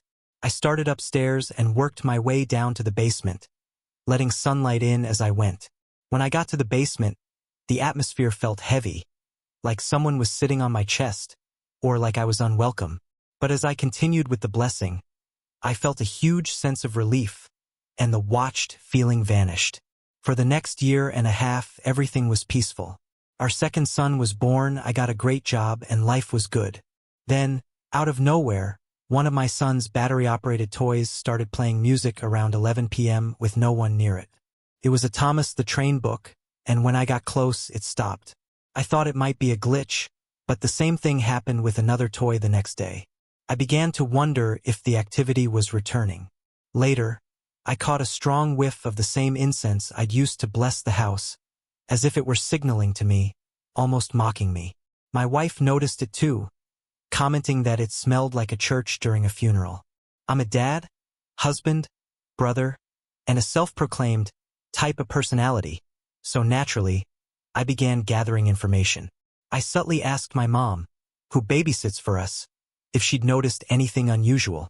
She said things had been quiet for a long time, but lately, she'd started hearing random music. She couldn't trace the source, describing it as sounding like faint music in the distance, which would stop whenever she tried to follow it.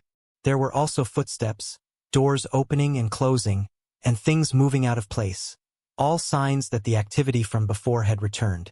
I'm deeply Catholic and believe strongly in heaven, hell, angels, saints, and demons. My faith has kept me grounded, and I feel it has protected us. But with recent events escalating, I began confiding in close friends and family, hoping someone might have a solution.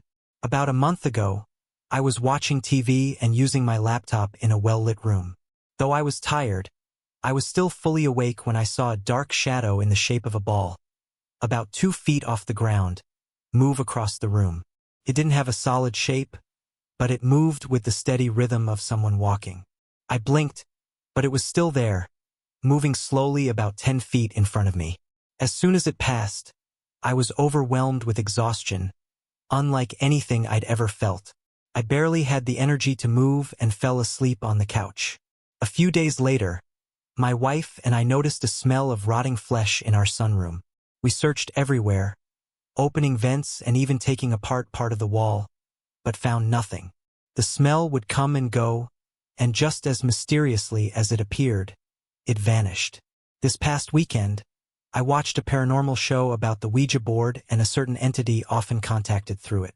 I've never used a board myself, believing they can open doors you'd rather keep shut. During that 1-hour show, the house went wild with noises. There were footsteps, and toys turned on by themselves. It wasn't constant, but every few minutes, there'd be a new sound. The moment the show ended, the noises stopped. These are just a few of the many things that have been happening.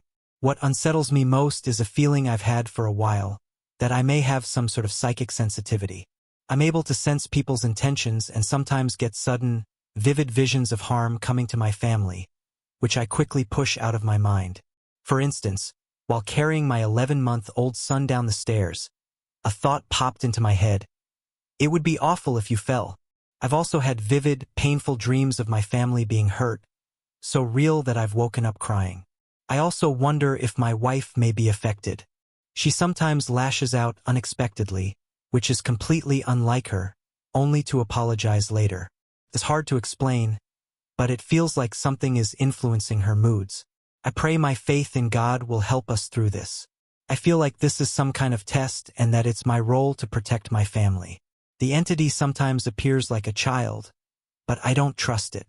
I've even considered doing EVP recordings in the house, but I'm wary of opening any form of dialogue with it. Recently, Oak Park Elementary celebrated its 120th anniversary, which suggests it was built around 1893. However, some think the school might be even older since no records go back further. Maybe that's why this story feels like it needs to be told. In 1979, I became the district's first female janitor. The school building has 3 main floors, not counting the basement, and my job was to clean every room and restroom. I'd lug around a 32-gallon trash barrel, carrying it up and down the stairs, full of trash and weighing close to 80 pounds. Despite the changes to the building over the years, it still has the feel of an old orphanage. Original fireplaces stand in some rooms, mosaics decorate floors, and walls over the stairwells. On the lowest floor, windows sit almost at ground level, each with a window well around it. When I got the keys to the doors and alarm system, my only advice was, clean the bottom floor first. You don't want to be there after dark. No one explained further. The first few weeks, everything seemed normal. I got used to working in a dead building. Sounds like footsteps following me were just the echo of my own, and random noises turned out to be air in the pipes. I arrived around 3 p.m., made sure all the doors were locked, no kids were hiding, and empty classrooms were really empty. Then, I'd grab a trash barrel, head to the 3rd floor, and start emptying waste bins, taking one staircase up and the other down, double-checking locked doors along the way. Being short, the barrel was nearly waist-high on me, so I developed a method of bumping it up and down the stairs to avoid falling. It was a workout, and I collected filled barrels on the ground floor in the gym, which also served as the lunchroom. How anyone thought I could avoid the basement floor after dark was beyond me. One day, I got the idea to carry the trash barrel up and clean each room as I emptied the waste bins. Working my way down, I'd still have to clean the stairwell separately, but it seemed efficient and cut down trips up and down the stairs. By the time I'd completed the third floor and reached the second, it was around 8 p.m., and I stopped for a quick break in the teacher's lounge. As twilight faded quickly, I went back to work. I was cleaning one of the older classrooms with a large fireplace and a floor decorated with a classic compass design. The whole wall was a slate blackboard, and the opposing wall had 4 windows with window wells. Although the room was set up to be cheerful, I felt a strange sadness there. I'd placed a small chair by the door to stand on and reached the top for cleaning. When I turned back to grab my dusting rag, I noticed the chair had moved about 2 feet from where I'd placed it. It felt odd, but I just shrugged and moved it back. Then the sounds began, soft crying from small children and banging on the windows. I jumped and, fighting my fear, went over to the windows to see if anyone was hiding in the window wells. But as I got closer, the sounds stopped. Listening for laughter or any other prank, I found nothing. Reluctantly, I went outside to check the window wells, part of my job after all. As I stepped outside, I noticed a squad car parked nearby. This wasn't unusual. Once word got around that a female was working alone, the local cops often stopped by to check in. The 2 officers got out and asked what was up. I just said, "Oh, I thought I heard some kids in the window wells." Grateful they came with me to check. We found nothing, and I convinced myself it was just a case of nerves. But almost every night after that, I'd feel sad in that room, objects would move, and I'd hear the banging on the windows again. One day, I spoke to my mom. Knowing she wouldn't think I was crazy, she suggested, "Try talking to them. Maybe there's something they want." By now, summer had started, so I was working days doing yard work and inside maintenance. One particular day, I was weeding around the school grounds when 2 elderly women who lived nearby brought me a glass of lemonade. They introduced themselves as Emma and Amelia, and shared stories of how much the school had changed since they attended it. Taking a leap, I asked if anything tragic had ever happened there. Emma replied with a soft, "Oh my, yes," and then told me a story which, try as I might, I could never fully confirm, but it made sense. Emma explained that their father had attended the school in the early 1800s. According to him, a teacher once wedged a chair under the classroom door while she left the room, supposedly to meet another teacher. An ember from the fireplace somehow set the room ablaze, trapping the children inside as they banged on the windows, staining the glass with blood. Amelia added, "And that teacher? She was never seen or heard from again." Before they left, Amelia turned to me and asked, "Have you heard them?" The question left me staring. Love someone like me? That I was bad and evil? I even started planning ways to end my life. But Jamie was there, urging me to keep going, saying I needed to live for both of us. Looking back, everything I tried to use to hurt myself, pills, razor blades, a rope I tricked my brother into making, just disappeared. It's like Jamie was there, after summer. I returned to night shifts and took my mom's advice. I started talking to the children, telling stories and singing songs while I cleaned. Although the noises lessened, the room's energy still lingered. I never closed the door, as I'd feel panicky if I did. I reassured the children they were free to leave, that their parents would be waiting for them. Slowly, the activity in that room quieted down. One night, however, I was cleaning on the second floor when I heard an odd squeaking sound above me. As I stepped into a room, a loud child's voice yelled, "No!" and something pushed me back. I landed hard on the floor, stunned, just as the ceiling in the room collapsed, scattering debris and dangling fixtures everywhere. Shaken, I realized that just a couple of steps more would have put me directly under the falling plaster. As I processed what happened, I felt a small pair of invisible arms hug my waist. I whispered, "Thank you," and ran to report the ceiling incident. There were other eerie events during my time there, but nothing as significant as that. I'm not sure this is a story I should share, as it's deeply personal. Even some in my family might call me a liar for telling it. When I was around 9 years old, I had what the adults called a nightmare of epic proportions. I still remember it vividly, and I'm honestly not sure it was just a nightmare. At the time, we were living in a 2-story house.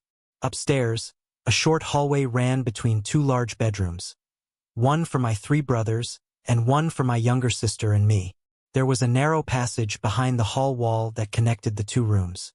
In our room, it had a doorway, and in my brother's room, it was a square hole with a cover. My older brothers would use this passage to spook us, so my parents blocked it with a roll-away bed from our end. That bed became a barrier between us and the boogeyman they joked about. At night, the hall light was left on so we could find our way to the bathroom. Our doors were always kept open, which also made the hall light act as a nightlight for us. My brothers were 14, 13, and 4, and my sister was almost 7. One night, I was woken by a tapping sound on the floor.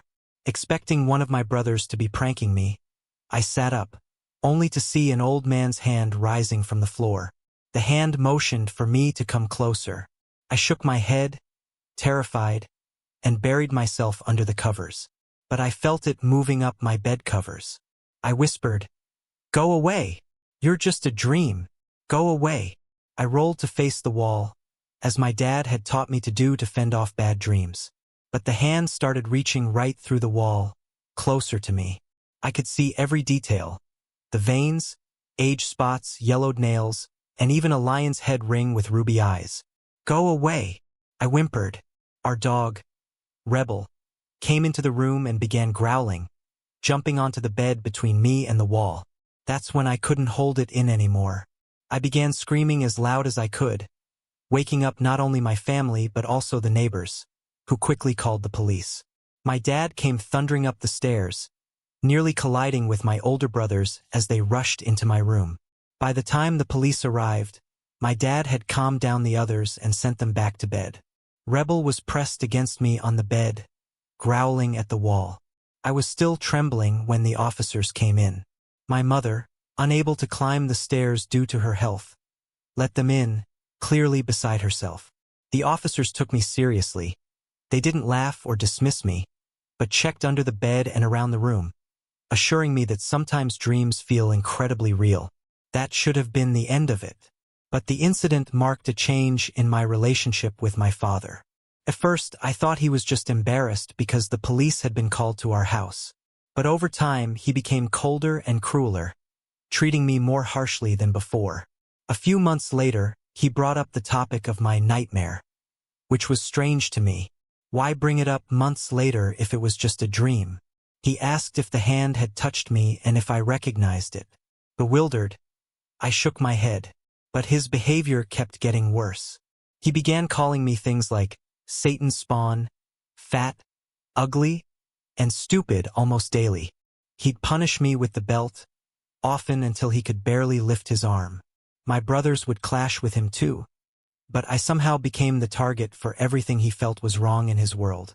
By the time I was 10, he'd started to cross boundaries. He'd roughhouse with me, but in ways no father ever should. He warned me not to tell anyone because it was his word against mine. During this dark time, something strange happened. I met what I believe was an angel, or perhaps a manifestation of my mind to help me cope. His name was Jamie, and he looked like me but taller and athletic. At night, when I lay crying into my pillow to muffle the sound, Jamie would appear, giving me words of comfort. He said he was my twin brother, which I didn't know then, but years later, my mother and sister confirmed I'd had a twin who passed at birth. Jamie was angry about what my dad was doing to me and told me to fight back, to bite or scratch, anything that would leave a mark. I was scared but prayed constantly, hoping to be good enough that my dad would stop hurting me and go back to loving me. Jamie suggested that if my dad touched me inappropriately, I should cry out to attract my mom's attention. This worked, and homework became my excuse to avoid being alone with him. Jamie had found a way to protect me, and I clung to it. When I was 12, my father told me, "You should do the world a favor and kill yourself." For a time, I believed him. He made me think that God couldn't keeping them out of reach. When I was 13, I heard my father belittling my mother. I'd never seen him treat her that way before, and it horrified me. I felt Jamie's presence, and something inside me snapped. I told my dad to leave. I advanced on him, unafraid, even though I knew he could hurt me. Surprisingly, he backed away, looking pale, and my mother gasped, asking where the angry boy who'd been standing beside me had gone. I knew it was Jamie. Though my dad never truly became the father he once was, he eventually stopped treating me so harshly. In my 20s, he even tried to make amends. I'll never know if that hand I saw was something dark that influenced him, but before he passed, he finally told me he loved me, and I believed him. During my senior year of high school, I had a habit of staying up late at night. My room was on the second floor, which gave me enough privacy to talk on the phone without worrying about waking anyone. My younger brother's room was next to mine, but we rarely disturbed each other. One weekend night, an experience that still haunts me, I was lying in bed, talking on the phone with a friend. It was late, and the rest of my family was already asleep. Moonlight filled my room, faintly outlining the furniture. My bed was set in a corner directly across from my bedroom door. At some point during the call, I closed my eyes to rest a bit, but an uneasy feeling suddenly washed over me. I opened my eyes, and there, standing right beside my bed, was a dark shadow. Even in the moonlight, it was pitch black, without any clear features. It just stood there, and I felt completely paralyzed with fear. Something about it felt deeply wrong, and my gut told me it wasn't just a trick of the light. Frozen, I watched in horror as the shadow began to shift, transforming from a two-legged figure into a four-legged creature with a tail. It then crawled up the wall and across the low ceiling above my bed. My room's ceiling has a slant due to the roof's angle, so it's low enough near the edges that you can easily bump your head. At that point, I couldn't hold myself together any longer. I threw my phone, my friend was still on the line, jumped out of bed, and ran for the light switch by the door. I didn't dare look back at the creature. When I flipped the light on, it flickered and then shut off almost immediately. I panicked and tried the switch again, but the light shut off again. My adrenaline surged as I threw open my bedroom door, turned on the hallway light, and banged frantically on my brother's door. My brother opened his door, annoyed at first, but his expression quickly turned to concern when he saw me standing there, crying and shaking. I tried to explain what I'd just seen, and he agreed to come back to my room with me to retrieve my phone and check the room. When he turned on the bedroom light, it stayed on this time. The creature was gone, and my phone lay undisturbed on the bed. My friend had even tried calling me back several times after I'd cut off our conversation so abruptly. My brother believed me, probably because of how visibly shaken I was, and he wanted to tell our parents.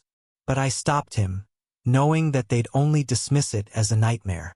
Both of my parents are hardcore skeptics, and I didn't want to wake them over something I knew they'd just brush off. I asked my brother to keep it quiet, and I stayed in his room that night. I couldn't sleep, my mind racing as I tried to make sense of what I'd seen. The next morning, while my brother and I were having breakfast, he went ahead and told our parents what had happened.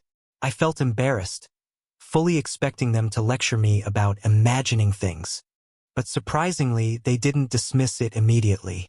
My dad asked if I was certain I'd been awake and not just dreaming. I explained that I'd been on a call and wide awake. My brother also confirmed how shaken I'd been when he found me. My dad decided to leave a video camera in my room that night to capture anything unusual. The following day, he handed me the recording and suggested I watch it. But I couldn't bring myself to do it. I knew that if I saw anything on that tape, I'd never be able to sleep in that room peacefully again. To this day, that video still sits untouched on the bookshelf. My dad told me he watched part of it but didn't see anything unusual before he eventually turned it off. A couple of days later, I confided in my aunt, who I knew would take me seriously. She took me to her church, had my cross necklace blessed by a priest, and explained my experience to him. He told me that, just as there are good beings in this world, there are also evil ones. He believed what I'd seen was something malicious and offered to bless the house. When I asked my dad for permission, he became furious, thinking I was just letting my imagination run wild. My aunt, seeing how upset I was, asked the priest for holy water and blessed the house herself. The blessing seemed to work for about 3 months, but since then, I've still experienced strange things whenever I visit my family in Illinois. After that night, I avoided sleeping in my room for over a year, choosing the living room instead. When I left for college the next year, I rarely came back home, even staying in the dorms over breaks. Now, whenever I do visit, I still sleep in the living room or ask someone to stay with me in my old room, with the lights on. Once, 2 years after the experience, I made the mistake of sleeping alone in that room, and I regretted it instantly. I grew up in a haunted house, an old brick home in a historic neighborhood nestled in the Fox River Valley, about 45 miles outside Chicago. We moved there when I was just 5, but it wasn't until I moved out as an adult that I realized just how strange our experiences there really were.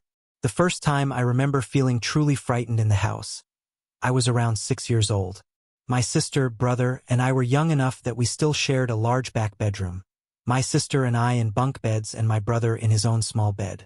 One night, I woke up suddenly, and though I couldn't see anything, I felt convinced that someone was standing right beside my head, staring at me. I lay completely still, barely breathing, too afraid to open my eyes. Suddenly, there was a loud clatter from the closet. Petrified, I squeezed my eyes shut and lay frozen until I eventually drifted back to sleep. That incident was the beginning of a steady stream of strange happenings in the house. If I left my room for even a moment, I'd return to find my radio turned all the way up, the TV switched on, or all the window shades raised. Sometimes, these things would happen while I was still in the room. My sister would often leave her room only to find the door locked from the inside when she tried to return. And the closet with that first loud clatter? Books would randomly fall from the shelves, and hangers would fall off the rod without explanation.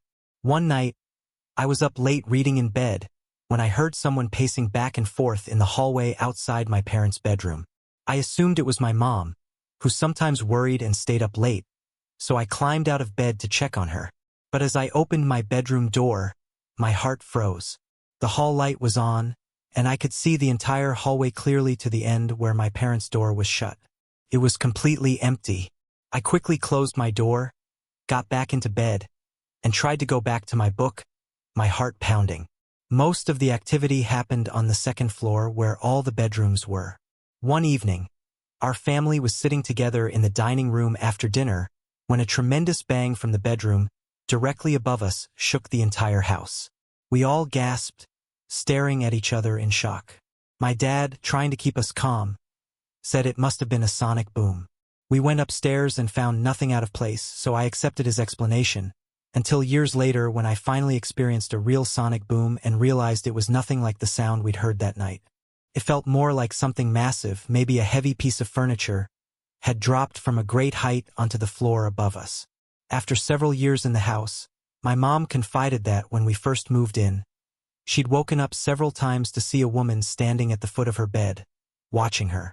She wondered if it could be her mother, who'd passed away when she was a child, but after discussing it with my dad, she decided that even if it was her mother, it was too frightening for her to handle. The next time the woman appeared, she told her to leave and never come back. The woman obliged. To this day, my mom has never spoken about ghosts and insists she doesn't believe in them, though this experience was a rare exception. I often experience things at night in my bed. Sometimes, I'd wake up to feel something unseen hitting the mattress, right near my feet. Other times, it felt like a gentle push, but sometimes it was as if a fist or heavy book had struck the bed. Occasionally, it even felt like an animal had jumped onto the bed, and I'd reach down, expecting one of our cats, only to find myself alone. The summer after my freshman year of college was the worst.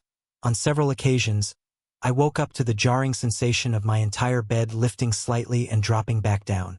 It was also during that summer that I saw something I will never forget.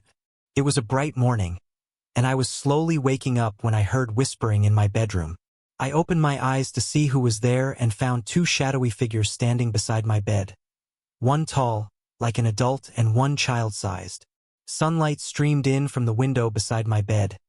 Yet these figures were completely dark and featureless, like silhouettes. Startled and confused, I started to sit up and said, "What?" and then, just like that, they vanished. That was the only time I personally saw what might have been ghosts in the house. But my brother wasn't so lucky. During his teenage years, he saw hooded figures on our front porch, hovering lights in his room, which my sister also experienced, and even a bizarre animal-like creature in the living room. Eventually, he started receiving verbal taunts and threats from something he believed was a demon in his bedroom. The presence in the house was sly with my sister and me, but more aggressive with my brother.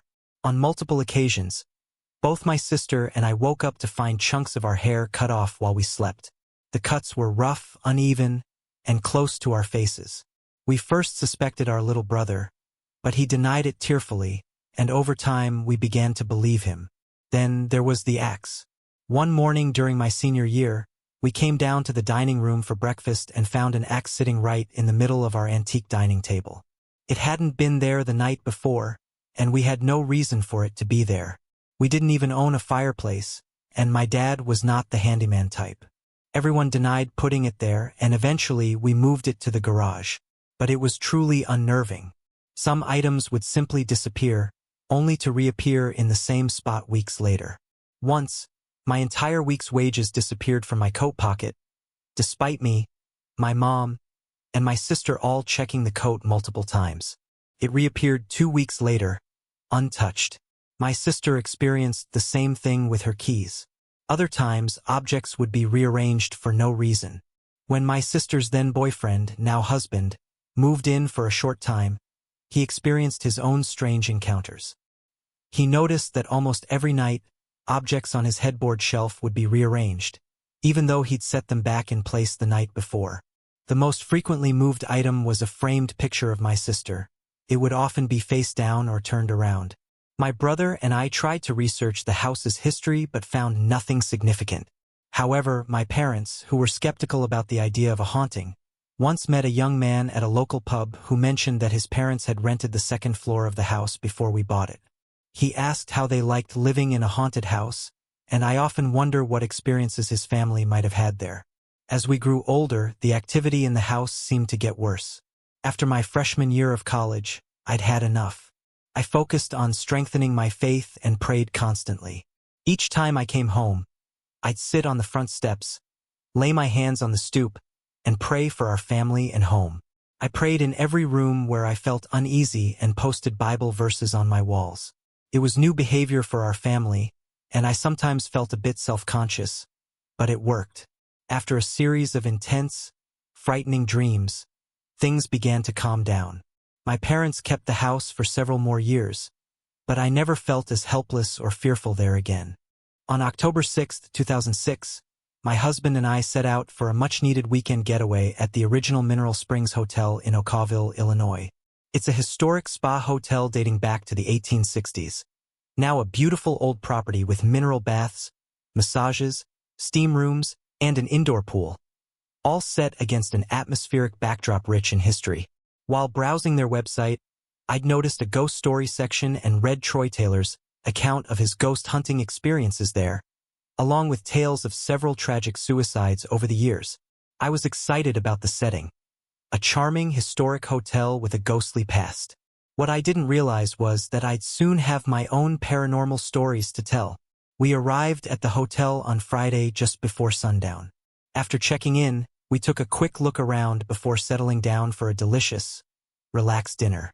Curious about the hauntings, I nervously asked the clerk if our room was one of the haunted ones. She paused, a little too long for comfort, before answering, "You're okay." That wasn't exactly reassuring. As it turns out, our room would become the setting for the first of several experiences we'd have over the next 2 days. Friday evening passed without much incident, though I noticed a distinctly cold area by the doorway, despite the air conditioner struggling to keep up with the warm Indian summer weather. The stairway leading to the older section of the hotel, however, had an even chillier feel, especially near one of the corner rooms, which seemed to radiate an eerie energy. Later, I found out that the room across from ours was considered one of the hotel's most haunted. Despite the day's busy schedule, I struggled to fall asleep. I kept feeling as though someone was quietly drifting up and down the hallway outside our door. Later, my husband would hear footsteps following him down the carpeted hall, something that's reportedly happened to other guests as well. My real paranormal experiences, however, didn't begin until late Saturday afternoon. I was in the bathroom, let's just say, occupied, with the door open. Sunlight streamed into the room, and I could see my husband sitting on the edge of the bed. Out of nowhere, we both heard a loud clunk directly above us, followed by 3 heavy, distinct footsteps. The sound was like a man wearing heavy boots stomping right over our room. But we were on the top floor, and the only room above us was a sealed, locked attic. The footsteps didn't continue across the floor, as they would if someone were moving through the attic space. Later, the manager informed us that the attic is kept locked, and she alone has the key. No one had been in there that day. Not long after, my husband returned from the pool area. He told me he'd felt an eerie sensation on one of the back stairways leading to the spa, as though someone were right behind him, breathing down his neck. By Saturday night, with a full moon hanging over the hotel, the paranormal activity seemed to pick up even more. We were in the mineral bath area in separate, private hot tub cubicles, each with a small wooden door. As I soaked in the mineral bath, drinking cold water from the hotel's underground spring, I glanced up at the ceiling. To my shock, I saw a white, ghostly figure fly past the top of my cubicle. It was high above, too far to be a person walking by. It reminded me of the classic Lady in White ghost, a spectral figure floating through the space. I wondered if it could have been the spirit of the fiancé of the first suicide at the hotel, which had reportedly taken place in the 1800s. After my husband finished his hot tub, he went upstairs for a massage in a private cubicle. A few minutes later, I followed him up the old wooden staircase that leads past the haunted balcony, where many guests have reportedly seen the Lady in White. As I waited for him in a wooden lounge chair, I noticed movement out of the corner of my eye. To my amazement, 2 dark orbs, smoky, grayish-black and about the size of large olives, were floating nearby. One orb drifted down a hallway toward an old men's room, while the other floated past my head and into a cubicle with a cash register, then vanished up into the ceiling tiles. I inspected the ceiling where it had disappeared, but it was solid tile with no cracks or holes. Later, I read that dark orbs are often considered a bad omen, and I believe it. These orbs had a distinctly sinister feel to them. The next morning, I went for a facial in one of the front massage rooms. As I lay there with my eyes closed, I kept feeling as though a small hand was reaching up onto the table. It was unnerving, especially with my face covered in product and my eyelids closed. I later found out that people in the pool area sometimes report seeing a face peering from the window of that room. That was the last of my eerie encounters, and the rest of our morning went smoothly until we checked out and headed home. Looking back, the weekend was an unforgettable blend of relaxation and paranormal excitement. I didn't expect to actually encounter anything, especially not in such a seemingly calm setting. But it was an intense reminder of the hotel's long and layered history.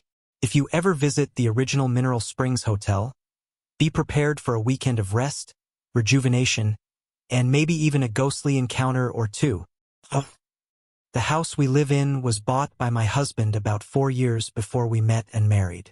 When he first moved in, he experienced some strange occurrences, like the radio and lights turning on by themselves in the middle of the night. Frustrated, he eventually announced, using a few choice words, that this was his house and that any spirits needed to leave. After that, the disturbances stopped, and neither he nor I experienced anything unusual. Now we're in the process of moving, and our 3-year-old son and I have been spending most of our time at my parents' house in preparation for the transition. Last week, we returned to our house because my mother-in-law sadly passed away after a long battle with cancer. When we arrived, my son didn't want to go inside. We spent over an hour playing outside before he was ready to enter the house. Once inside, he mostly stayed in his room or ours and was reluctant to go into any other room alone. When we encouraged him to explore, he would look around anxiously, insisting we stay with him. My parents came down to help, and at one point, my mom and son were in the living room when he asked her, "Are you scared?" She said no and then asked if he was, to which he answered yes. then quickly wanted to know where I was. Because of my mother-in-law's passing, my husband's siblings and their children were staying at her house in preparation for the funeral. We went there one evening, but as soon as we pulled into the driveway, my son had a fit.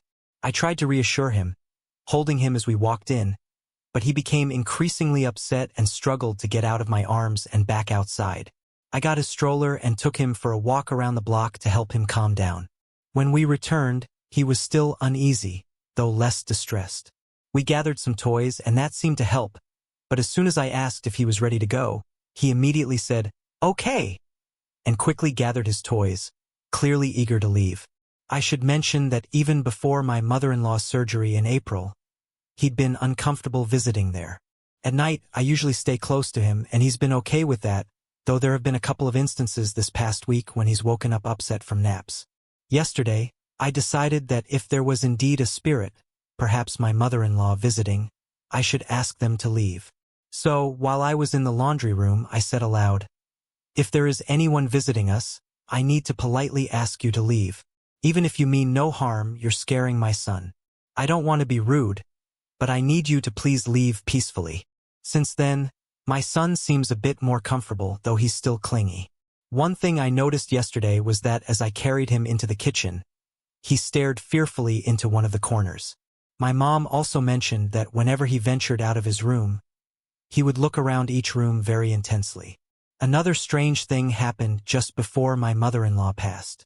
We were staying at my parents' house, and on the night before my husband got the call to come home, we heard what sounded like banging or things dropping around the house. My husband believed it was his already deceased father trying to warn him that something was about to happen. Interestingly, none of the dogs reacted to the noises. I would have thought they'd growl or bark if they sensed something unusual, but they stayed calm. Our beagle was back at our house at the time, and she didn't seem affected by any of this either. The last time my son and I stayed at our house was about 3 weeks ago. My husband was away for work, and I spent the time painting primer on the interior walls. During that visit, my son had no fears or anxieties whatsoever. During the first months of my freshman year in high school, I'm 27 now, a close friend, Leah, took her own life. She'd always struggled with depression and had a history of mental illness, but she was a kind-hearted person with a deep compassion for others. Leah was a poet, often writing dark and haunting verses. After her death, one of her poems surfaced, which felt chillingly close to her actual passing. The line that struck my boyfriend and me the most was, "Place 2 white doves on my grave and tell them I died for love." It was painfully poignant, capturing the sadness she carried with her.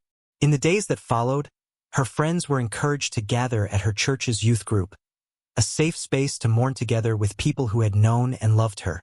Though I wasn't particularly religious and preferred to avoid church, I decided to join my friends for the evening.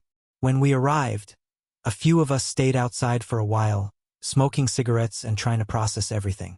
A group leader, whom I'll call E, came out to check on us, waiting until we were ready to head inside. Soon, he joined us with a stunned expression, holding out his hand.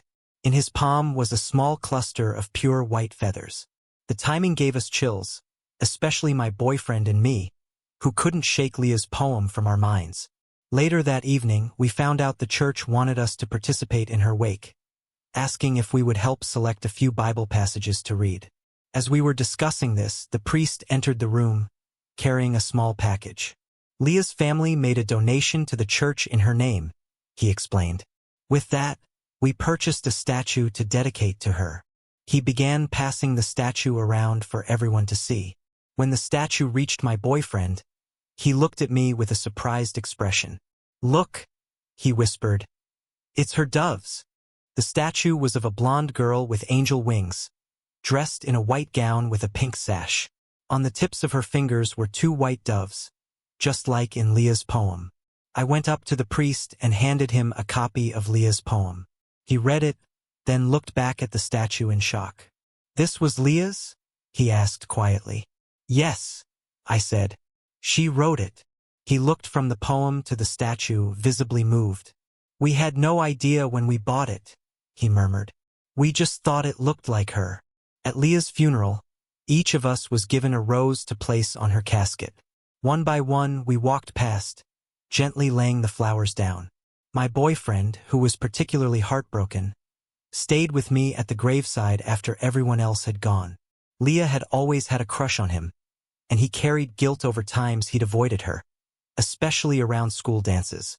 He stood by her open grave and wept, holding my hand, lost in a mix of regret and sorrow. As we turned to walk away, a breeze kicked up. I glanced back, and there, floating gently down toward her grave, were white feathers, drifting through the air just like she'd written.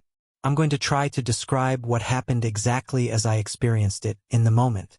I woke up suddenly, as if jolted from sleep, my eyes snapping open. My heart was pounding. Too hard, too fast.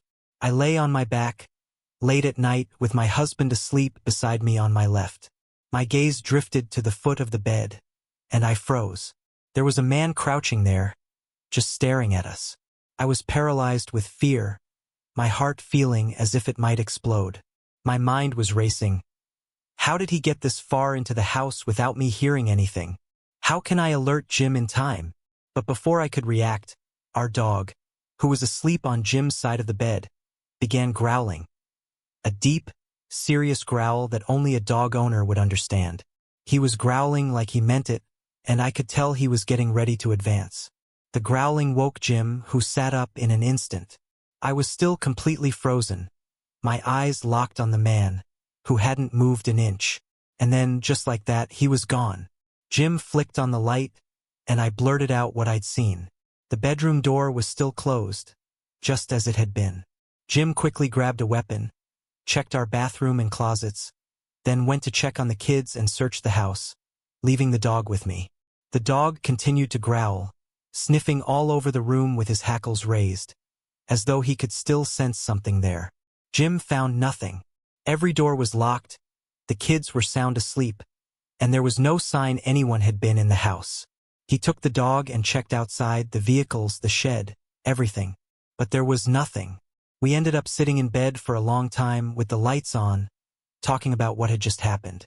We tried to make sense of it, talked about dead relatives, spirits, religion, anything that might offer an explanation. But by the time we were ready to settle back down, we still had no answers. All we could agree on was that we'd just been visited by something unknown. Several weeks after this, I woke up in the night needing to go to the bathroom. I swung my leg over the side of the bed and was just about to get up when Jim grabbed me, pulling me back down. I was about to protest, telling him I had to pee, but he hushed me and said, "Be quiet and stay still. It's after me."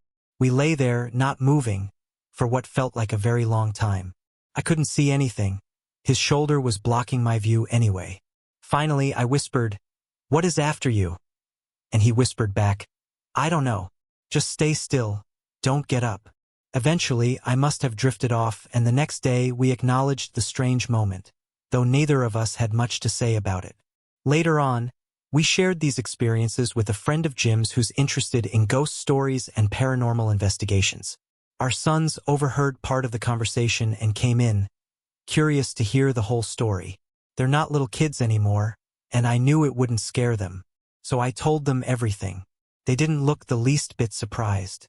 In fact, my oldest said matter-of-factly, "Oh yeah, we've seen him. He walks around in our room at night." My younger son nodded in agreement, as calm as if we were discussing the weather. Neither of them seemed scared or upset. To them, it was as if this figure was just passing through their room, not paying them any mind. Oddly enough, these strange experiences seemed to stop after the death of our family cat back in May, who had been with us for 15 years. I have no idea if there's any connection, but his ashes now sit atop my desk hutch.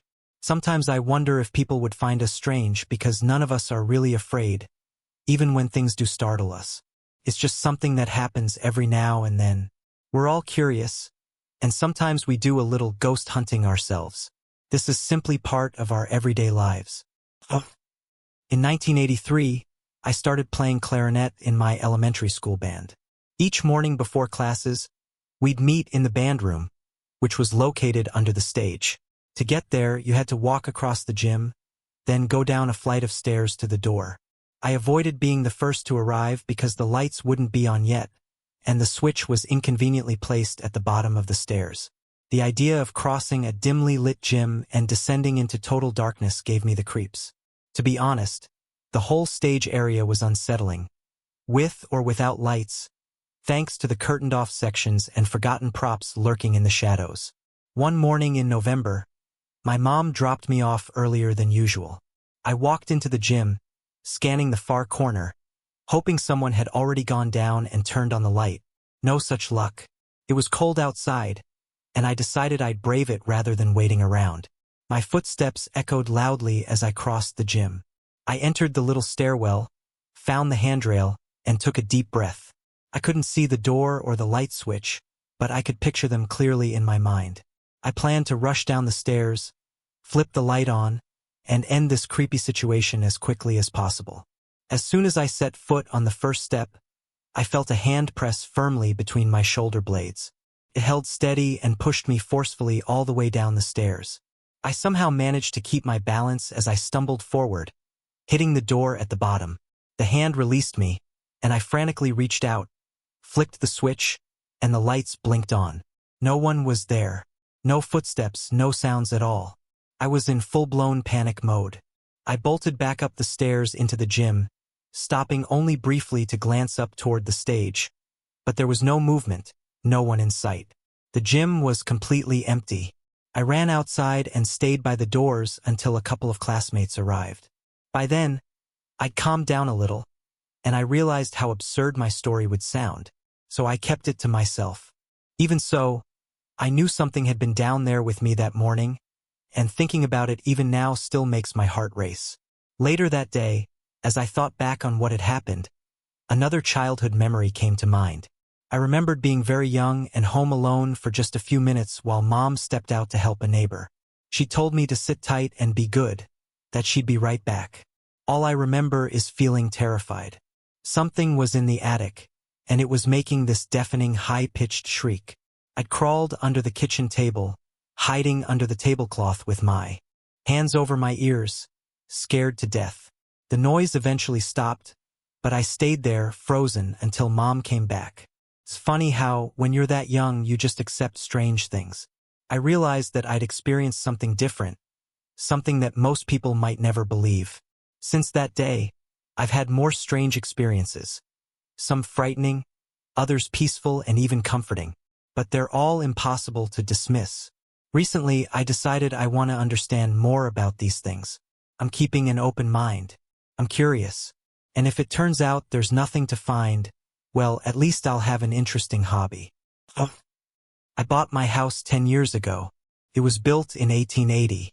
For the first several years, nothing out of the ordinary happened, at least not in a paranormal way. But after about 7 years, things began to shift. I started hearing static and faint, incomprehensible words, like an old radio broadcast. At first, I thought it must be neighbors or a car passing by. One day, I was stepping down into the basement when I heard a loud crash, and the 3 small electric boxes sparked. Thankfully, nothing was damaged. It felt like some sort of warning, a friendly spirit nudging me to get a new furnace. I brushed it off as just that. Then I saw a bright yellow orb in my bathroom, moving in a zigzag pattern as though it were lost. I haven't seen anything like it since. That's when things started to get serious. The static grew louder and I could make out more distinct sounds like a man singing, and sometimes it seemed a woman singing along with him. The noise started to keep me up at night. One evening, I went to the top of the stairs near my bedroom, banged on the wall twice, and told whatever was causing it to quiet down. But as soon as I got back to bed, there were 2 loud bangs right behind my head. After that, strange things began to happen regularly. I'd hear popping sounds, feel cold drafts in different rooms, and pick up on an odd gurgling noise. I started to get truly freaked out. I tried earplugs to drown out the static and voices, but somehow the sounds came through anyway. If you're curious about what it feels like when a spirit touches you, let me explain. One afternoon, I was sitting on my couch when a round mist floated into the living room right in front of me. It seemed startled and then spread out on the floor, like a white misty splash of paint. It quickly floated into another room, but a few seconds later, it came back and hovered right next to my right shoulder. My left leg instantly felt freezing cold, the coldest I've ever felt in my life. I just sat there, unable to move, and eventually, it faded away. I hope I never feel that level of cold again. At that point, I decided to call the church and have my house blessed. Unfortunately, it didn't change anything. Then I contacted a local paranormal research group. They told me that this entity was trying to communicate with me. So I tried talking back, constantly asking it to leave and go into the white light. I prayed often. The paranormal group even spent the night, though I didn't stay while they were investigating. Later, the medium with the group shared some insights. She told me it wasn't anything demonic or dangerous. It was the spirit of a young woman, about 25 years old, born in 1886. She'd lived in Ireland and moved to the United States in the early 1900s. According to the medium, she was very sad, waiting for someone, and mentioned that she liked the mirrors I'd put up in the house. Her name, I found out, is Elizabeth. She's still here with me. When my daughter visited for 4 days, I asked Elizabeth to stay quiet and not make any sounds, and she actually respected my request. But despite her seemingly friendly presence, I still want her to leave. I don't sleep in my bedroom anymore. I sleep on the couch. I leave the TV on all night because if I turn it off, Elizabeth starts up again with the static and moves around the house. I'll admit, as nice as she might seem, I don't like living with a spirit. I want my home to myself. So here I am, stuck in limbo, sharing a space with someone from another dimension. I've prayed to God, Jesus, Saint Michael, and even asked a few of my passed-on friends and family for help. I wonder if maybe time moves differently for her than it does for me. My story takes place at RDC Great Lakes in Illinois, the U.S. Navy's boot camp. It's a legendary place, around since 1905, and has trained countless sailors over the years, nearly 40,000 a year. The intense environment and routine leave little room for thoughts of ghosts. I was a recruit assigned as starboard watch, one of 2 watch section leaders, the other being port watch. My duties included leading drills, maintaining the compartment log, assigning watches to recruits, and dealing with plenty of yelling if anything went wrong. Here's what happened during my time there. Weeks 1 to 3, the place had a natural, forbidding feel. Even with 40 other recruits around, you'd sometimes get the eerie feeling that something unseen was watching you, especially at night. I brushed it off as a mix of homesickness and the general discomfort of boot camp. Weeks 2 to 4. Whenever we sat at the front of the compartment for lessons, there was often movement in the corner of my eye at the back of the compartment, where no one was supposed to be. I figured I was just tired until I noticed other recruits looking over their shoulders as well, all seeing the same nothing. It became a frequent topic of conversation, to the point that some guys would constantly glance toward the back, hoping to catch a glimpse of whatever might be lurking there. Week 5. One recruit started feeling sick every time he passed the door of the cleaning supply room near the head toilets. During a shower one day, the knob for my shower head suddenly turned until the water shut off. I looked over at a guy waiting nearby, and he said, laughing, "Guess he's trying to tell you you're done." When I asked, "Who?" he just replied, "The ghost." Week 6. The strange activity picked up. At night, I'd feel a rush of air behind my bunk, like someone was running past. The 3rd night this happened, I looked over and saw a wave of recruits reacting one by one to the sensation, like a ripple moving down the line of bunks. Weeks 7 to 8. We hung laundry bags in the washroom, which gave it an odd meat locker look. The same recruit who'd felt sick near the supply room door grabbed me one day and told me to look. He said he'd walked in and seen all 6 bags hanging at angles, as if someone was holding them there. By the time I arrived, they were swinging freely as though they'd just been released. Weird. The midnight watch. Near the end of our training, Parker, a sharp, level-headed recruit, and I were nearly done with our last watch before graduation. The midnight watch. Just after midnight, Parker took the forward part of the compartment, and I took the aft. Armed with flashlights, guard belts, and canteens, we felt prepared for anything. I checked the fire escape to ensure we had no unwelcome visitors and glanced over my shoulder, seeing what I thought was Parker. I turned and said, "Parker, get back forward." But whatever I saw kept walking and vanished into the back wall without a sound. Freaked out, I rushed to the front to tell Parker, only to hear him scream and come running out of the head like a bat out of hell. "I saw it! I saw it!" he shouted. He explained that while doing a routine check of the supply room, he'd opened the door to see a recruit standing there, huddled in a corner, staring into space. The recruit wasn't wearing the proper uniform, which immediately seemed strange. At first, Parker thought it was a prank, until the figure vanished right in front of him. Neither of us slept that night. Graduation day, before we shipped out, our RDCs, Recruit Division Commanders, gave us a pep talk about life in the fleet. One of them casually mentioned that the things we'd seen and felt weren't unusual in our building. It had hosted recruits through 2 world wars and numerous other conflicts. Sadly, not everyone who entered those halls got to see graduation. A few recruits had died in training accidents over the years. The RDC even mentioned that about 40 to 50 years back, a chief had hung himself on the floor above ours. The place was steeped in history, physically and emotionally. Even nearly 10 years later, I'll never forget that midnight watch. My ghost story took place at college just before Christmas break in 1982, at Pemberton Hall, the oldest women's dormitory in the Midwest, on the campus of Eastern Illinois University. I was a junior, dating Lori, a sophomore and the resident assistant on Pemberton's 3rd floor. One snowy night, she called, asking if she could get her typewriter back from me to finish a paper she'd been putting off. Being the gallant guy I was, I offered to bring it over if she could prop open the West Wing's back stairwell door so I could sneak in. She agreed. The snow was coming down hard, and it was bitterly cold. I slipped through the door into the old entryway, making sure it closed softly behind me to avoid any noise. My mission had to stay low-key. Getting caught in this all-women's dorm late at night would mean trouble for both Lori and me. As I climbed the dimly lit, echoey stairwell, my boots dripped with melted snow, and I marveled at how these old buildings, with their towering 16-foot ceilings, felt unnecessarily spacious.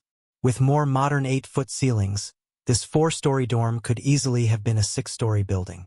I was nearing the 3rd floor landing, just a few steps away, when I felt the unmistakable sensation of being watched from above. I glanced up and froze. There, over the railing a few feet above, I glimpsed a pale face with pulled-back blonde hair. Startled, I looked down for a second, but when I looked back up, I saw her dart up the stairs to the 4th floor, making no sound. Great, I thought. That must have been the 4th floor resident assistant, and now we were both in trouble, all for a simple typewriter delivery. I quickly opened the 3rd floor fire door and slipped into Lori's room, which was the first door on the right. She greeted me with a grateful smile and a quick kiss, but I immediately cut her off, whispering urgently about what had just happened. "I need to get out of here. Fast," I said. "I think the 4th floor RA saw me and probably ran back up to call campus security." Lori's face went pale. "You're kidding, right? You know about Mary Hawkins, don't you?" I stared at her, confused. "I don't know anything except that we're in big trouble if I don't get out of here now," I insisted. She looked mad. Lori's expression shifted to genuine fear, and she started trembling. "The 4th floor has been closed and locked for 60 years. Ever since the murder. The person you saw, that was Mary Hawkins." She held back tears and told me, "You have to go back down the same stairs, right now." I could see that waiting wouldn't change anything. There was no choice but to face the inevitable. So I kissed her on the forehead, zipped up my ski jacket, pulled on my gloves, and slipped back into the stairwell. I took a quick look up towards the 4th floor but saw no one. Taking a deep breath, I began my descent. At first, I moved slowly and carefully, trying not to let the rising panic make me slip or trip. But with every step down, the feeling of being watched intensified, shifting into a suffocating awareness of being hovered over by the ghost I'd just seen. By the time I hit the final flight of stairs, I was practically flying down 2 or 3 steps at a time, feeling almost pushed by an oppressive presence. It was like a thick, dark force was pressing down on me, making it impossible to breathe or call out. I burst through the heavy old door at the bottom, which slammed shut with a deafening boom that seemed to echo through the entire dorm. I walked quickly away from the building, only daring to glance back briefly, feeling like a character out of a Don Knotts ghost movie. Back then, with no internet, I had no way of knowing Pemberton Hall's history. Today, you can Google Pemberton Hall or Mary Hawkins and find all kinds of information. But my gut tells me that the spirit I saw that night wasn't Mary Hawkins. I believe it was the nameless young student who was murdered late one snowy night while playing piano on the 4th floor. She was killed by a custodian on work release from a mental hospital a few miles from campus, who had slipped up those very back stairs, quietly like I did, though with far different intentions. I'm 18 and still living with my mom while I finish college. A few years back, my mom met a man, and they're set to be married this July. A few weeks ago, we started moving into his house. Right away, we noticed some odd things going on. My friend, who lives with us, lost her car keys, which wasn't unusual. But this time, they didn't turn up. It's been almost a month, and they're still missing. A few days later, I lost my cell phone and tried calling it to track it down. It turned out to be in the top drawer of my dresser, a drawer I'd never even opened. That was weird. My friend Lindsay and I are both interested in the paranormal and love watching ghost hunting shows. So we started joking that there might be a ghost hiding our stuff. About 2 weeks after we started moving in, we were sitting with my mom while she washed dishes. She turned on the garbage disposal, but it made a strange noise, so she turned it off and reached in, only to pull out a pair of keys belonging to another friend of mine, Grant, who'd been over the day before. Lindsay and I exchanged a look and mentioned our ghost theory to Mom. We all laughed, and then someone suggested we name the ghost. Right away, Mom blurted out Rodney, which was strange because she usually overthinks things like that. But the name stuck. Rodney it was. Since then, I've become more convinced that something unusual is happening in this house. We officially moved in last week, and most nights, Lindsay and I sit in the living room watching TV or on our laptops. Lately, I've been noticing shadows in my peripheral vision, moving up and down the hallway as I lie on the couch. But whenever I look directly at them, they disappear. I figured it was just my imagination, but I couldn't shake the feeling. Then last night, something happened that changed everything. I'd had a long day, so I fell asleep early on the futon in my room, around 8 p.m., even though I usually don't go to bed until 2 in the morning. At about 3:30 a.m., I woke up on my side, facing the back of the couch, with a tingling sensation running down my left side. The hair on my arms stood up, and a moment later, I felt an intense pressure on the left side of my head. It didn't feel like a hand, but it did feel like a dense, heavy energy trying to turn my head. I don't have much experience with spirits, so I decided to just ignore it. This went on for about 10 minutes, and then it suddenly stopped. But the tingling sensation remained, and I started hearing faint noises around my room. It sounded like someone shuffling around, papers moving, and a soft thud on my desk. Then, just a few minutes before 4 a.m., everything stopped. The sensation faded, my body relaxed, and the noises were gone. Up until last night, I wasn't sure if Rodney was real. But now I'm convinced there's a presence in this house. I just don't know what to do about it. Should I reach out to Rodney, keep ignoring him, or just ask him to leave me alone? The occurrences I experience involve remarkable events, often undeniably supernatural or paranormal. Sudden transport from one place to another, mysterious voices, items disappearing only to reappear in unexpected places, strange light beams, shadowy figures, a touch on the back, whispers, just to name a few. I'm uncertain why these occurrences happen. They're mostly tangible, factual, and not nerve-wracking, but they often leave me bewildered, at times causing me to question my own memory. However, with a comprehensive analysis supported by clear evidence, I have come to understand that these events are undoubtedly paranormal. These occurrences happen sporadically, sometimes weeks, months, or even years apart. Each one is meticulously documented and filed in my paranormal folders, and backed up on 3 separate media sources. By now, There are enough entries to fill a pocketbook, though I imagine it would take a truly paranormal believer to accept these experiences as fact. Even so, I stand by each of these accounts as true events in which I have been a fortunate, albeit bewildered, witness. I have nothing to gain from recording fiction, and in fact, I'd rather avoid offending the paranormal with any untruths. While the occurrences have lessened in recent years, they still happen, albeit infrequently. They are, in a strange way, my unique, otherworldly friends and companions, even if they're occasionally mischievous and unsettling. Here's a recent paranormal experience that stands out, which I hope you'll find worthwhile, perhaps even entertaining. Paper Money Mystery. An event I can only describe as a mystery happened this morning, on February 6, 2011. I had gone shopping for a shovel to help with snow removal around my car. I found a suitable one at a hardware store nearby, costing $14 and some change. I paid with a $100 bill. The cashier counted out my change. 4 brand new, crisp $20 bills, 5 $1 bills, and some coins. I placed the $20 bills in a specific partition in my wallet, which I'll call Partition A, to keep them separate from other bills in Partition B. Afterward, I drove to a grocery store. My total was $12 and change. When I reached for cash in Partition B, I didn't have enough, so I had to use a $20 from Partition A. To my shock, I found only 3 $20 bills there instead of 4. I counted them twice, certain there were only 3. "I've lost $20, I murmured, feeling my forehead begin to sweat with embarrassment.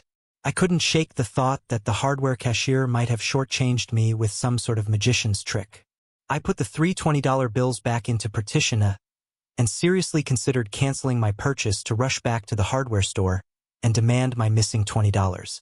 But I decided to go ahead with my grocery transaction, planning to deal with the hardware store later. As I handed a $20 bill to the grocery cashier, an old, crinkled $20 suddenly separated from the crispy bill I was holding, as if peeling away like a leaf. Right then, it became clear to me. The 2 bills had somehow adhered so tightly that I'd counted them as 1. This can happen with crisp bills sometimes, but I'd completely overlooked it. Relieved, I realized I hadn't lost any money at all, nor had the hardware cashier cheated me. I'd saved myself from a needless drive and a likely embarrassing complaint. Driving home, I began to realize the true strangeness of what had happened. It felt as if this had been more than just an ordinary day. Something inexplicable, something I can only call paranormal had just occurred. It left me wondering what the purpose of it was, though I may never know. I was 16, it was around 11 p.m. on a Friday, and I was at my best friend Jessie's house. She lived about a mile away. We were just hanging out, watching movies, and eating junk food. Near us is an old road known as Munger Road, rumored to be haunted. We'd been down it many times before, and while it was creepy, we'd never seen anything paranormal. It's a winding, gravelly road with dense trees and scattered, old houses on both sides. About halfway down, train tracks cross the road, and local lore claims that decades ago, a train derailed and crashed into a nearby house, tragically killing everyone inside. That Friday night, we considered heading to Munger again for a ghost hunt. But since we'd never seen anything there before, we started brainstorming new places to explore. Jessie mentioned a small forest preserve not far from Munger. She remembered going there as a kid and seeing something weird, though she couldn't recall exactly what it was. She only remembered glimpsing something that resembled a body or several bodies out in the fields or trees. Intrigued, we decided to check it out. We drove to the preserve, taking our usual route toward Munger, and parked in a small lot off the main road. We got out to walk around. The area had a lake encircled by a thick line of trees that seemed to stretch endlessly back. It was the kind of spot people might visit to hike during the day. But at that hour, we were alone, with only the pitch-black night and eerie stillness surrounding us. We wandered for a few minutes, never losing sight of the car, before the atmosphere became too unsettling. The quiet, the darkness. It was just too much. So we headed back. As we climbed into the front seats, I noticed something odd on my windshield. A single shoe print. It was the kind of imprint a shoe might make in sand or dirt, yet it was on the glass of my windshield. It was as if someone had stepped onto my windshield while it was cold and slightly fogged up from the night, except there was no fog or condensation, only the shoe print. I turned on the windshield wipers, but the print didn't budge. I tried wiping it from the inside with my sleeve, but it wouldn't come off. Jesse and I got out and tried wiping it from the outside with a tissue, but still, the print wouldn't disappear. I was hoping the drive back to Jesse's house, just 15 minutes away, would somehow make the print fade, but when we got there, it was still exactly as we'd first seen it. Now thoroughly freaked out, I didn't want to drive home alone with that print on my windshield, so we went inside and watched TV, hoping to distract ourselves. Around 2 a.m., I decided I needed to head home. Jesse and I checked my car one more time, and the print was still there. I was so spooked, but we didn't know what else to do.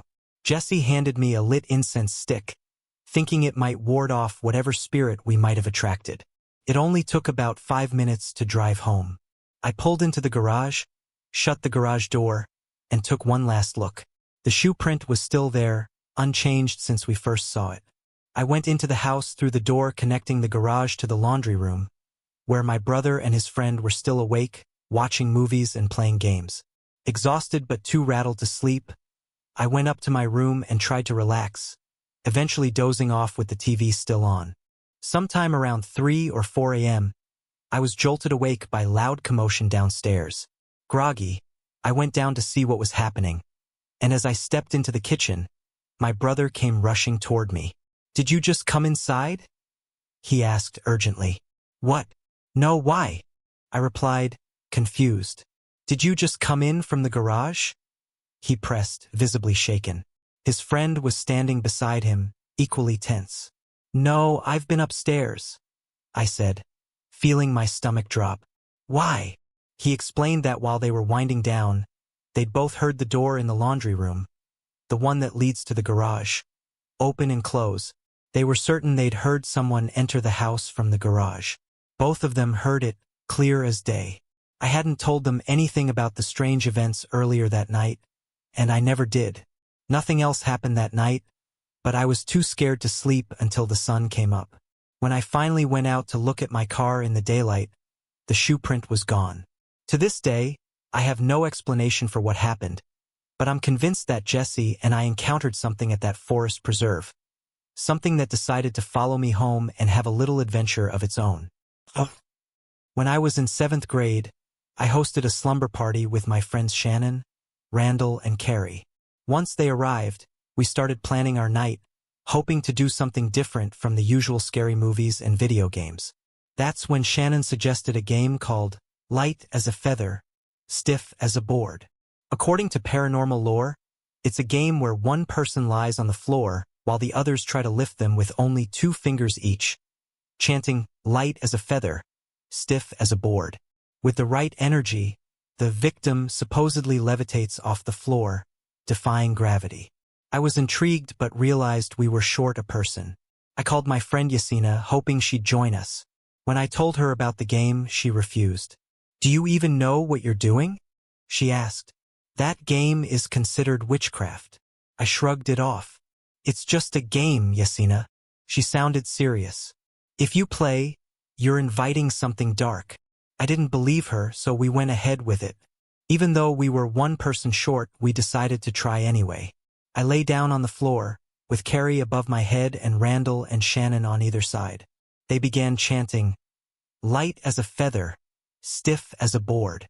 I waited for something to happen, but I didn't feel a thing. After 8 minutes, I opened my eyes. "Is it working?" They all shook their heads. We tried a few more times, but still nothing happened. Disappointed, we eventually gave up and decided to go outside for a walk in the dark. When we returned to my house about an hour later, I noticed that all the lights were on, and I could see what looked like my mom standing by the stair railing below the chandelier. My heart sank. "Oh great, I'm definitely grounded for sneaking out," I muttered. But as we got closer, I realized that it wasn't my mom. The figure was a woman in a worn, white nightgown, with shoulder-length black, curly hair, pale skin, and dark circles under her eyes. She stood on the edge of the staircase, leaning forward. I whispered to my friends, Are you guys seeing this? They all nodded, wide-eyed. You didn't invite anyone else over, right? They shook their heads, looking just as confused as I was. Panicking, I dashed to the back of the house, slipped in through the sliding door, and ran upstairs to find this strange woman. I searched every room, but she was nowhere to be found. My friends and I were too scared to stay downstairs alone, so we eventually went up to my room. It was late, around 2 a.m., and we decided to try to sleep. Randall and Carrie settled on the floor while Shannon and I took the bed. As we were drifting off, Shannon suddenly shook me awake. "Look at the blinds," she whispered. I glanced over and saw the shadow of a woman outside the window, standing with her arms stretched out beside her body. I didn't want to believe it, so I brushed it off, telling Shannon, "It's just our imagination. Let's try to sleep." But soon after, Randall and Carrie started screaming. "We heard voices coming from your closet," they said, shaking with fear. None of us wanted to check it out. About 10 minutes later, Randall got up, walked to the door, turned to face us and sat down, staring blankly. I sat up, feeling something was off. I squinted, taking a closer look. My stomach dropped. It wasn't Randall, it was the woman from the stairs. I shook Shannon and Carrie awake, pointing toward Randall. They gasped, whispering that she looked just like the strange woman. When we told Randall, she thought we were messing with her. I'd had enough. I turned on the lights, and suddenly, Randall was back to normal. We all agreed to try to sleep it off and talk about it in the morning. The next day, everyone packed up quickly, calling their parents to pick them up. Alone in my room, I kept telling myself it was all in my head. I called Yasina and told her everything that had happened. She simply said, "So, do you believe me now?" "Yeah," I admitted. "I shouldn't have messed around with that game. How long is this spirit going to stay here?" She was quiet for a moment, then asked, "How many times did you play?" "3 or 4, I said, trying to remember. "Then she'll probably stay around for about a week," Yasina replied calmly. Horrified, I packed my things and moved into my parents' bedroom for the week. On the following Saturday, I finally returned to my room. Terrified but hoping everything was back to normal, I turned off the lights, leaving myself in pitch darkness. Took a long time to fall asleep, and the whole night I felt as if someone was watching me. Eventually, I drifted off. The next morning, I felt an overwhelming sense of relief. Whoever or whatever, she was finally gone. That night changed me. I'm a believer now, and I've learned my lesson. Don't mess around with anything that might be more than just a game. To start off, I'm a 16-year-old girl, and everything I'm about to share did happen. Not just to me, but also to my mom and my aunt. It began one afternoon after my mom and I got into a fight with my aunt over something trivial. Afterward, we weren't really talking, so I just went to my room and spent the rest of the day on my computer. The strange events started around 11:45 p.m., and I can honestly say I've never experienced anything as frightening as what happened that night. I was getting ready for bed, and since I share a room with my sister who was already asleep, I quietly went to the bathroom and then came back to my room. I couldn't sleep, so I lay there on my back, staring at the ceiling. That's when I heard it, something running in the hallway.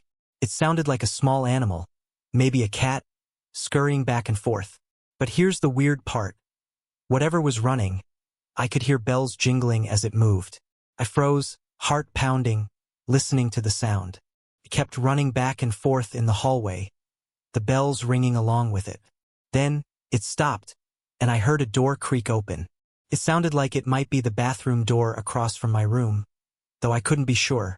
I knew it couldn't be my mom's door because she always kept it locked, and my aunt, who rents a room, also had her door locked. Somehow, I found the courage to get up and turn on my room's light, hoping the light would chase away whatever it was. Standing there, I listened intently, but everything was silent. I opened my door and quickly flicked on the hallway light. Nothing.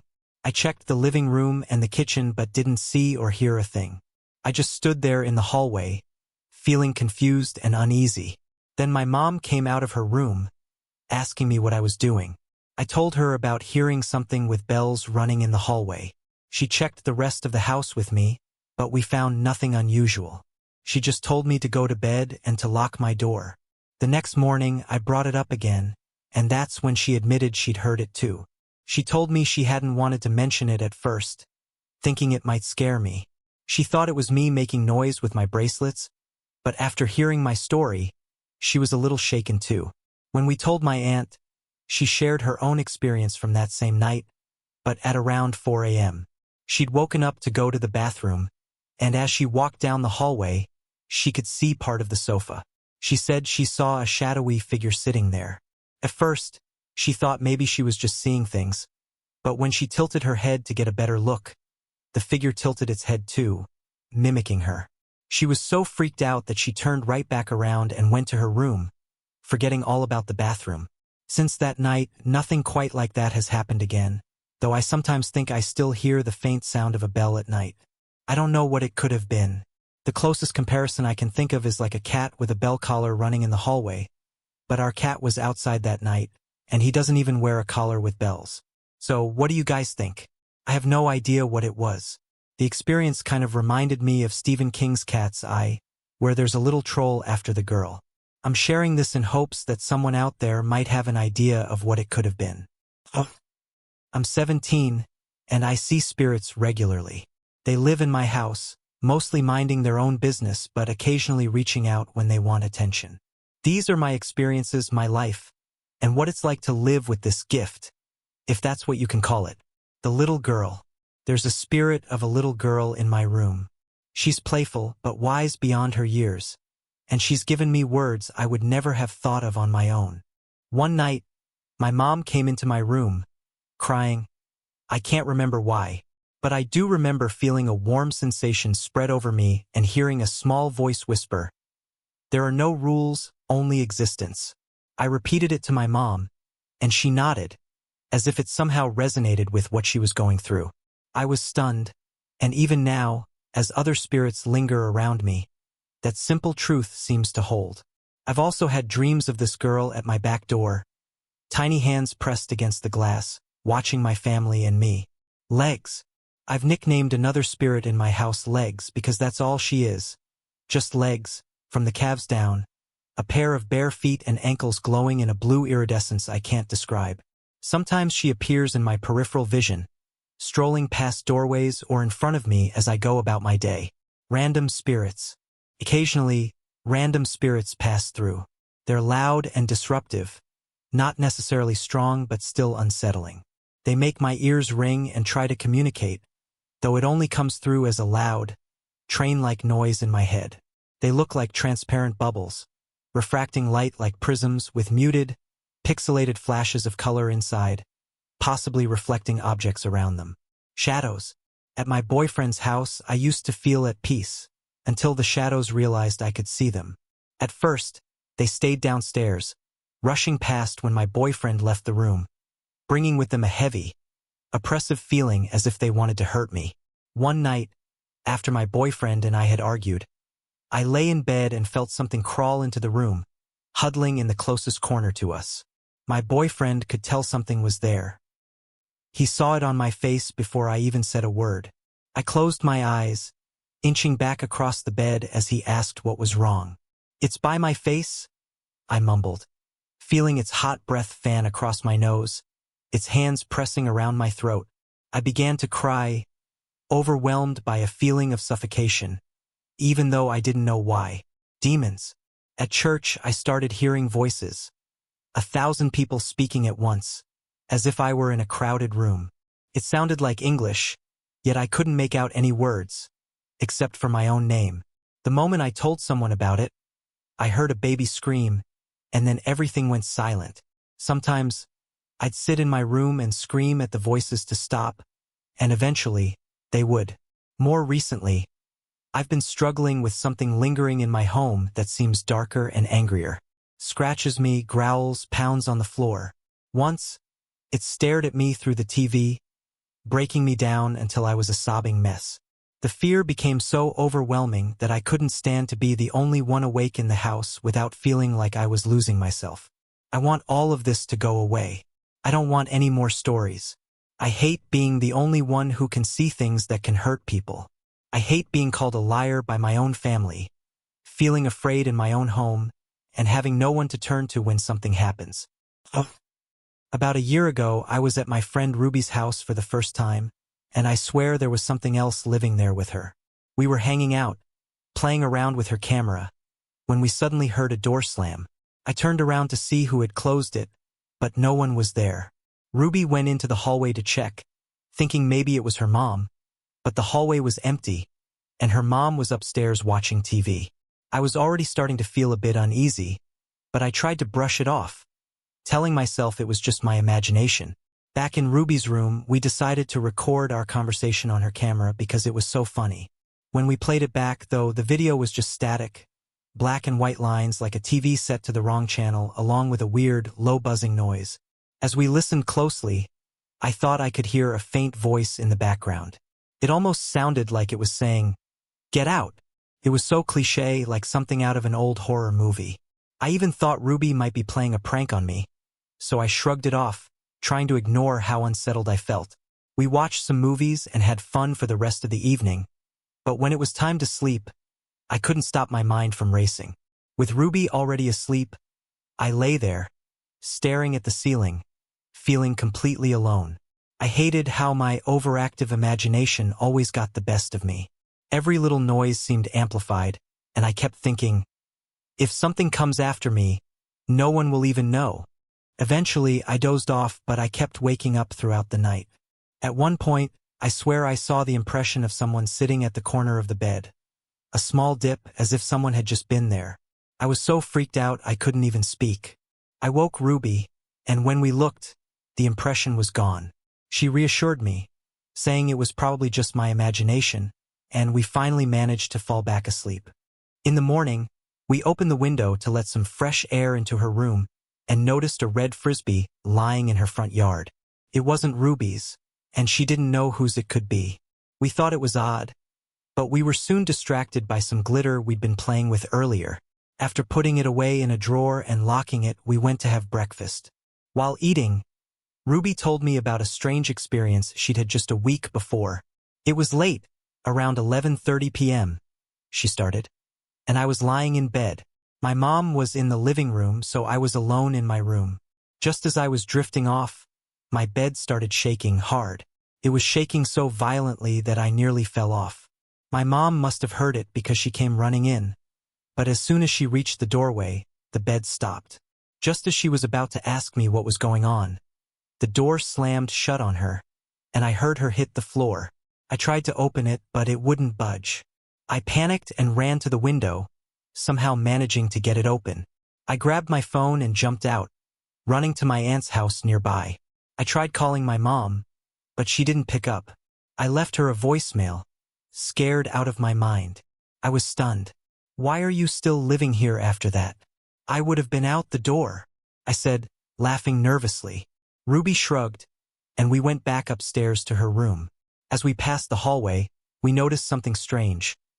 Glitter, like the same glitter we'd locked away, was scattered all over the floor, and the container was rolling slowly across the carpet.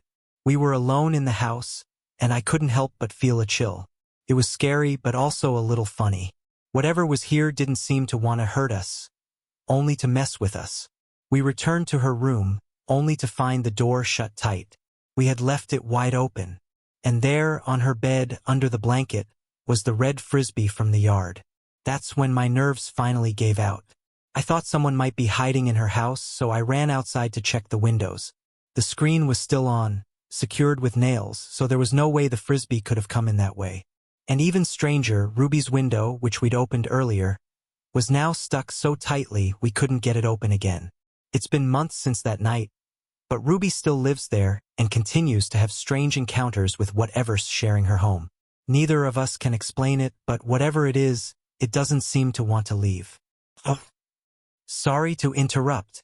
If you're enjoying the story, let me know in the comments and tell me where you're watching from. Don't forget to like and subscribe for more. Oh. I'm 24 now and have had very few paranormal experiences in my life. When I was younger, my dad used to tell me about strange things he'd seen and heard, and, in a way, I always felt a bit jealous that he had these encounters. When I was about 10, my dad and stepmom moved into their current home. He would talk about how he could hear music coming from the garage when no one was out there. Sometimes, he'd hear the back door open and close, but when he checked, no one was there. On several occasions, he even saw the glass doors of the fireplace slide open an inch or so, hearing the soft scraping of metal as they moved. The history of the house was no secret, so none of us were particularly scared. My dad had bought it from a widow named Kay, who had recently lost her husband, Scott. Scott had died in a car accident just around the corner from their home. He never made it back. Kay said she couldn't bear to stay in the house, as it was their first home together, and they were still newlyweds. I've had a few experiences there myself, but one, in particular, stands out. This was about 3 years ago when I was 21. I'd gone to my dad's for dinner with him and my stepmom. Their house is set up with a large, open living room connected to a galley-style kitchen that opens into a wide hallway stretching across the width of the house. You can see almost everything from the living room except the bedrooms and bathrooms. We'd finished dinner and were watching a movie when both of them got up to use the bathrooms. As I sat there waiting, I noticed something out of the corner of my eye, a figure standing in the hallway to my left. It seemed like it had been standing there for a while, so I looked over, assuming it was my stepmom. I even started to laugh as I asked, "What are you doing?" But when I turned to look directly, no one was there. Just an empty hallway. I shrugged it off and turned back to the TV. But the moment I looked away, I could see the figure again, standing there in my peripheral vision. I glanced over once more. Still nothing. This figure, whatever it was, only appeared when I wasn't looking straight at it. Soon after, my dad came back and I decided to ignore it. The figure reminded me of how people often describe shadow people. I couldn't make out any details, just the shape of a man, completely dark. Strangely, it didn't feel evil, nor did I sense the feeling of doom that others often describe with shadow figures. It made me a bit uneasy, knowing it was watching me, but I didn't feel afraid. Somehow, I felt sure that it was Scott. About 1.5 years ago, a friend and I decided to do a little ghost hunting at my dad's house. We brought a voice recorder, a crystal, and some dowsing rods, mostly for fun. We walked around taking pictures and saw a few strange orbs, but they mostly looked like dust. We tried communicating with Scott using the crystal and actually got some responses. We recorded the session, though we didn't capture any EVPs. We asked if he was happy that my dad owned the house, and he indicated yes. When we asked if he liked everyone living there, even the pets, he said yes again. But when we asked if he could go visit his wife, he said no. We also asked if he could leave the house, and he again answered no. Those last 2 answers still trouble me. Why is he stuck there? And if he can't leave, how is he still happy? A few years back, my fiancé and I visited a local cemetery known for being haunted. He brought along a recorder and started asking a few questions. At one point, he asked if it wanted to speak, and the only response we captured was a loud, menacing "no," followed by a roar. Soon after, we noticed things moving around us and felt an overwhelming sense of dread. As we drove away, my fiancé saw a dark silhouette, a man-shaped shadow, standing and watching us. We live only about a block from the cemetery, and when we got home, we knew something had followed us. The windows began fogging up, and we could just feel its presence. We agreed not to talk about it again and pleaded for it to stop. And, for a while, it did. But every so often, my fiancé would find the EVP file back on his computer, no matter how many times he deleted it. He also began seeing dark figures in his peripheral vision.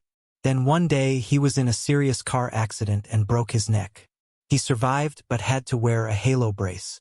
One night, as he lay in bed, restricted by the brace, he saw that same shadowy figure standing by his bedside. It reached down and lifted him out of the bed by the bars of the brace, just holding him there. Since then, he sees this figure occasionally, usually when other paranormal activity is happening around him. It doesn't do much. Mostly it just stands in his room watching him. But last night it felt different. The figure was pacing by his closet. I got a call from him around 12:30 a.m., And the moment he said, "It's in my room," I knew exactly what he meant. I asked him to tell me everything that was happening. He could hear whispers, strange and multitonal, like an eerie static hum. He couldn't make out the words or even be sure if it was in English. After a while, it stopped pacing and sat down on a chair by his closet, watching him. He said its eyes were yellow, almost like an animal's eyes reflecting light in the dark. I told him to reach for the cross necklace and scapulars hanging on a nail near his bed. But as he reached over, the shadow's eyes followed his hand. He froze, sensing its hostility. When he finally managed to pull the cross and scapulars to his chest, the shadow figure moved closer, flashing across the room to stand right next to his bed, clearly trying to intimidate him. He began to pray, asking for it to leave, and soon felt the room temperature start to return to normal. But it wasn't gone. He could still see it outside his door, watching him. It seemed almost surprised that he could still see it, as if it thought it had hidden itself. I suggested he turn on the light, but he hesitated. Then he heard a voice in his mind say, "You might not like what you see." He took it as a warning not to turn the light on. The shadow figure started moving things around his room, opening drawers and shifting objects. We realized it was feeding off his fear, letting him calm down just enough before doing something else to scare him, creating a cycle of fear and adrenaline. It was well after 1 a.m. before it finally left him alone and he could try to get back to sleep. This story takes me back about 5 or 6 years to when I was in college around 2004 or 2005. At the time, I was dating a guy, let's call him Jack, whom I'd been with for 3 or 4 years. We were excitedly making plans to get married right after college, talking about our future together, kids, everything. I'd wanted to be a mom since I was 12 and started babysitting, and ever since I was a kid, I'd always told myself that I'd have children when I turned 28. I didn't know why I was so fixated on that age, but it stuck with me. During this time in college, I often felt lonely and restless. I didn't enjoy college as much as I thought I would. I mostly felt like I was just going through the motions. I'd often find myself wishing I could just fast forward to life with a family. So one night during spring break, while I was back at my parents' house, I lay in bed thinking longingly about how much I wanted to have kids right now. Eventually, I fell asleep, and that night I had an incredibly vivid dream. So vivid it felt more like I'd left my body than a regular dream. I could feel my feet hitting the ground, the wind on my face. I was in what I can only describe as heaven. The colors around me were stunning, more vibrant than anything I'd ever seen, and everything glowed with this indescribable, otherworldly music. Standing before me were 2 people, a teenage boy, maybe 17 or 18, and a little girl around 5 or 6. The moment I saw them, I just knew they were my children. We hugged, beaming at each other, and had a long conversation that I can't recall now. I remember them taking me to a beautiful field of long grass and red and yellow tulips that glowed and sang at the foot of a mountain. I felt happier than I'd ever felt in my life. They even allowed me to see myself in this place in the past, walking with the 2 of them hand in hand, and holding hands with a man I assumed was Jack. We were all talking like we were planning our life together, but the man was just out of focus, and as I woke, I had a vague memory of him having light brown hair, while Jack had very dark hair. I shrugged it off, assuming it was just a detail my mind had blurred. We spent what felt like hours together. When it was time for me to go, my son smiled at me and said, "Don't worry, Mom. We'll be with you really soon. We'll see you again." He handed me a bright red tulip, kissed me on the cheek, and gently told me, "It's time to go back now. Close your eyes." He put his hand over my eyes, and when I opened them, I was back in bed. I felt amazing, like I'd been truly transported, and I could still feel their presence around me. I wanted so much to believe it hadn't been just a dream. Later that morning, I was chatting with my mom in the kitchen when I felt a small finger tap me 3 times on my lower back. I turned around, expecting to see one of my nieces or nephews, but no one was there. I could swear I heard a little girl's giggle and felt her run around the corner. Then that afternoon, as I sat at the computer, I felt the same tap on my leg. I looked up and saw the little girl's image again, giggling and disappearing just as quickly. It was comforting, as if they were saying, "Yes, we're really here. The dream was real. Don't worry, we're not far away, and we'll be with you soon." For a long time after that, they'd occasionally visit when I felt down or lonely. One night at college, I was crying, feeling overwhelmed and longing to be a mom, when I suddenly sensed a presence and looked up to see a younger version of my son sitting beside me. This time, I noticed his hair was a blondish brown, which puzzled me a bit, as Jack had very dark hair. But it felt like the same child, and he stayed with me, comforting me until I fell asleep. Since then, so much has changed. Jack and I broke up a couple of years later, just a few months before our planned wedding.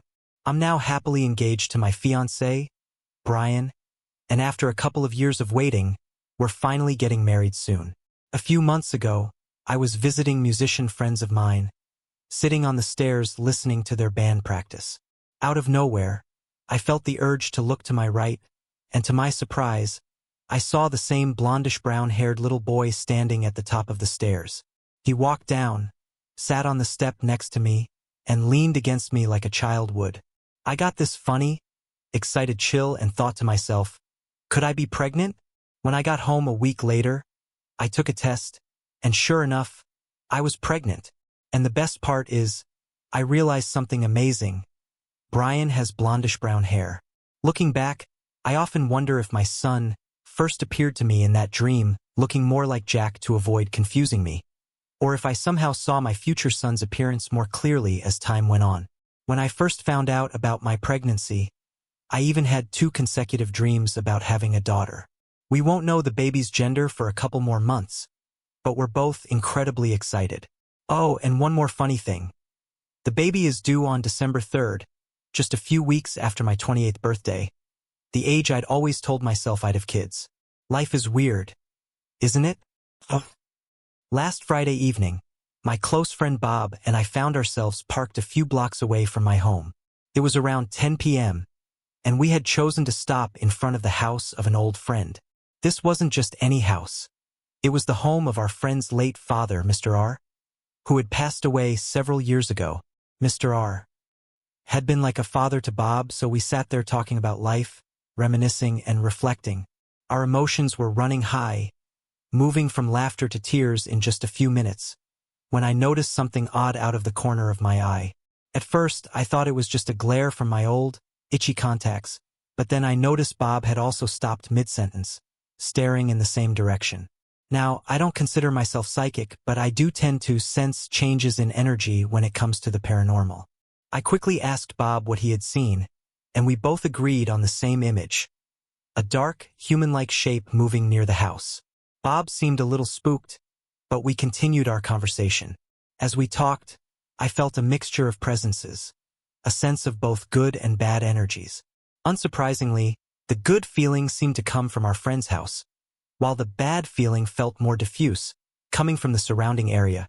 I didn't mention these feelings to Bob, not wanting him to think I was imagining things, but I kept checking the mirrors, half expecting to see something.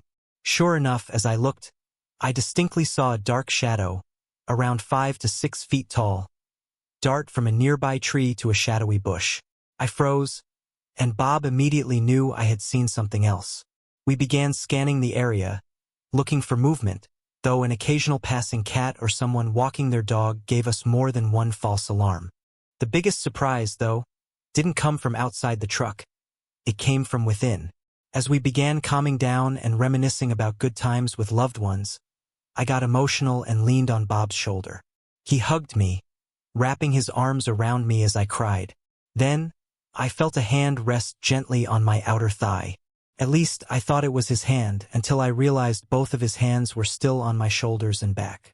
Startled, I sat up, but the light pressure on my thigh remained. I could distinctly feel what seemed like 2 fingers, an index finger and middle finger, resting on my leg. It didn't feel cold or tingly.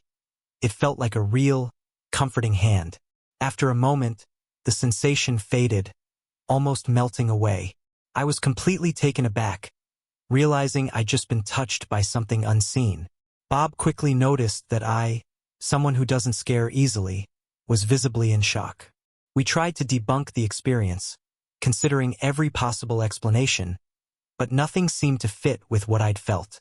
Was it a shadow figure trying to make physical contact to scare me? Or was it the spirit of Mr. R, offering comfort in the same way he would have when he was alive? Judging by the warmth and reassurance I felt from that touch, I like to believe it was Mr. R, himself watching over us from beyond. First, let me tell you about an EVP I recorded back in April of 2008. I was living in an apartment building that was built in the 1960s. I just bought myself a digital recorder and wanted to try it out, so I placed it on top of my dresser and left the room to let it record for about 45 minutes. When I played it back, I was in for a nasty surprise. About 38 minutes in, there was a voice, a low, unsettling male whisper. It was hard to make out exactly what was being said. It could have been one word with 2 syllables or 2 words spoken quickly. To me, it sounded like Toby, but a friend I played it for thought it might be saying, "Help me." Hearing that whisper chilled me to the bone, and for a while, I didn't want to sleep in that room again. Another strange incident happened in that same apartment in mid-February of 2009. One evening, I'd gone to the movies with my daughter, her boyfriend, and my son. When we got back, I was the last one to enter. My son had gone into the bathroom, and my daughter and her boyfriend were sitting on the couch. I had my back to them as I closed and locked the door when suddenly I heard my daughter gasp, followed by her boyfriend saying, "What the hell?" I turned around just in time to see a DVD and a piece of paper flying off the television and landing at my daughter's feet. None of us knew what to think. DVDs have some weight to them, so it's hard to imagine how one could simply launch itself across the room. It was very strange, and I'd love to hear any thoughts on what might have caused it. Finally, there's one more experience I'd like to share, though it didn't happen to me directly. It happened to my daughter, and it's tied to a very sad part of our lives. Her boyfriend, the one I mentioned earlier, passed away unexpectedly last June at just 20 years old. My daughter was devastated, as was I. They had been together for 3 years and had plans to get married and start a family. I'm sure you can all imagine how much she was hurting. After his passing, she visited the cemetery frequently to spend time at his grave. She loves photography and often takes pictures to post on her Facebook, so naturally, she took photos of his headstone. One evening, when she was missing him deeply, she visited his grave again, bringing her camera along as usual. When she showed me the pictures later, one of them had an unusual misty shape, almost like smoke, floating in front of his headstone. My daughter doesn't smoke, and it was still summer, so it couldn't have been her breath.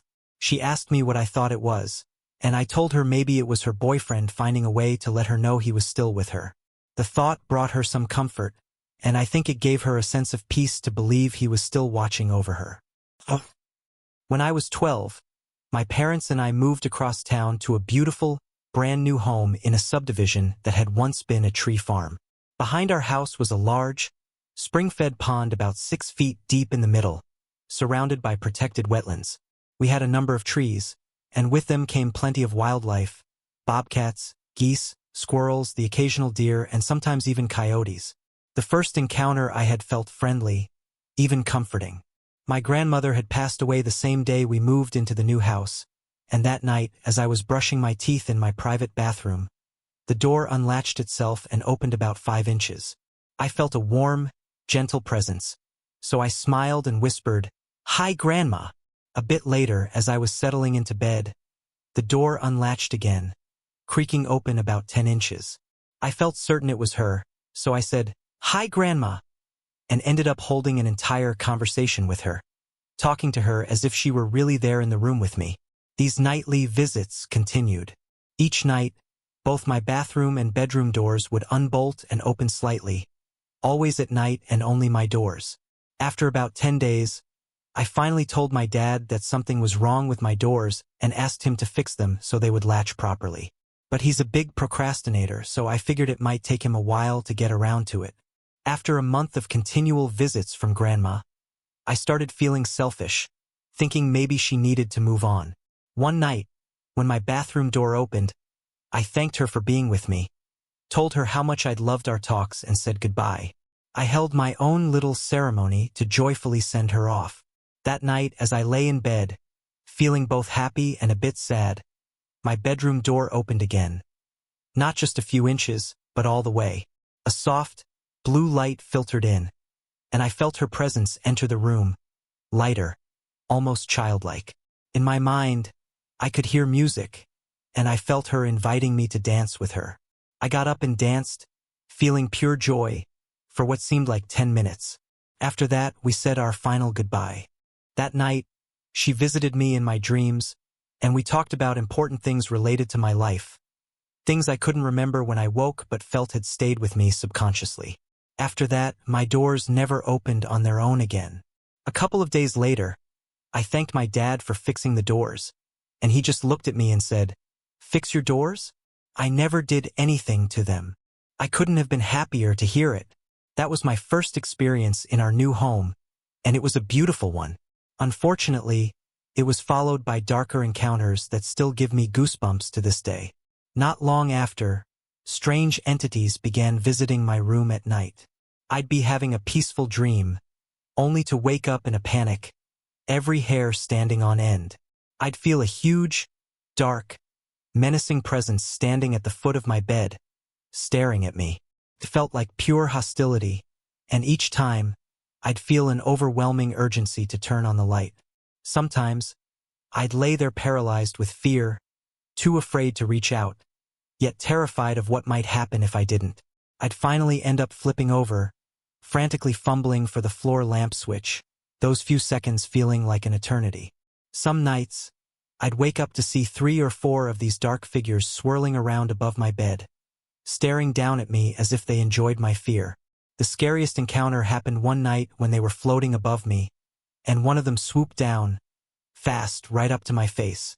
I pressed back into my pillow, my heart pounding, and after a few moments of sheer terror, I finally bolted upright and switched on the lamp. I don't think I slept again for at least an hour that night.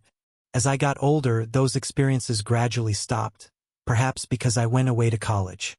I struggled with depression during my teenage years, and I sometimes wonder if that might have attracted those beings. Now, at 27, I haven't lived with my parents in a while, but during summers home from college and recent visits, some unsettling things have happened that make me feel like something is still toying with me, even perfecting how to spook me. My biggest fear has always been someone breaking into the house at night to hurt me or my family. Whatever's in that house seems to have picked up on that. When I'd stay at home during summers, I'd lie in bed reading at night and swear I could hear the faint sound of the screen porch door opening, or soft footsteps on the carpeted hallway or tiled kitchen downstairs. I told myself it was just my imagination, my nerves from past experiences. But then, last summer, 2 chilling incidents happened on the same night. I was visiting my parents for a week and was up reading late one night. Around 1:30 or 2 a.m. out of nowhere, I heard something heavy land on the roof near the center of the house. Whatever it was started running, claws scraping the roof, directly toward my room. Stopped right over my head. My room is at the far end of the house, so I heard it come all the way down. Then, I heard it leap off the roof, claws digging in as it went. This wasn't any ordinary animal. It sounded far too heavy and fast, like nothing that should be roaming in Illinois. Still shaken, I tried to keep reading, but not long after, I heard the screen porch door open and the wind chimes softly moving in the breeze. The door banged against a nearby stereo speaker, a sound it only makes when the door opens all the way. My jaw dropped. I switched off my lamp and dove under the covers, hoping to stay hidden. Then I heard what sounded like 2 people walking through the carpeted family room and into the kitchen. I could hear heavy footsteps moving around, drawers and cabinets opening and closing, like they were searching for something. Panic surged through me as they came back toward the family room. I could hear their footsteps approaching the stairs, and my heart was pounding so hard I thought I might faint. They slowly started up the stairs, each step heavy, stopping halfway up. I heard what sounded like a metallic clinking, almost like guns being readied. Then the footsteps resumed, quieter this time, like they were sneaking. They reached the landing and turned right, toward my room. I shut my eyes tight and clutched my cell phone, too scared to dial 911 for fear of giving myself away. I lay there, heart hammering, waiting for what felt like forever. But Nothing happened. The minutes ticked by and still nothing. Finally, I peeked out from under the covers and turned on my lamp.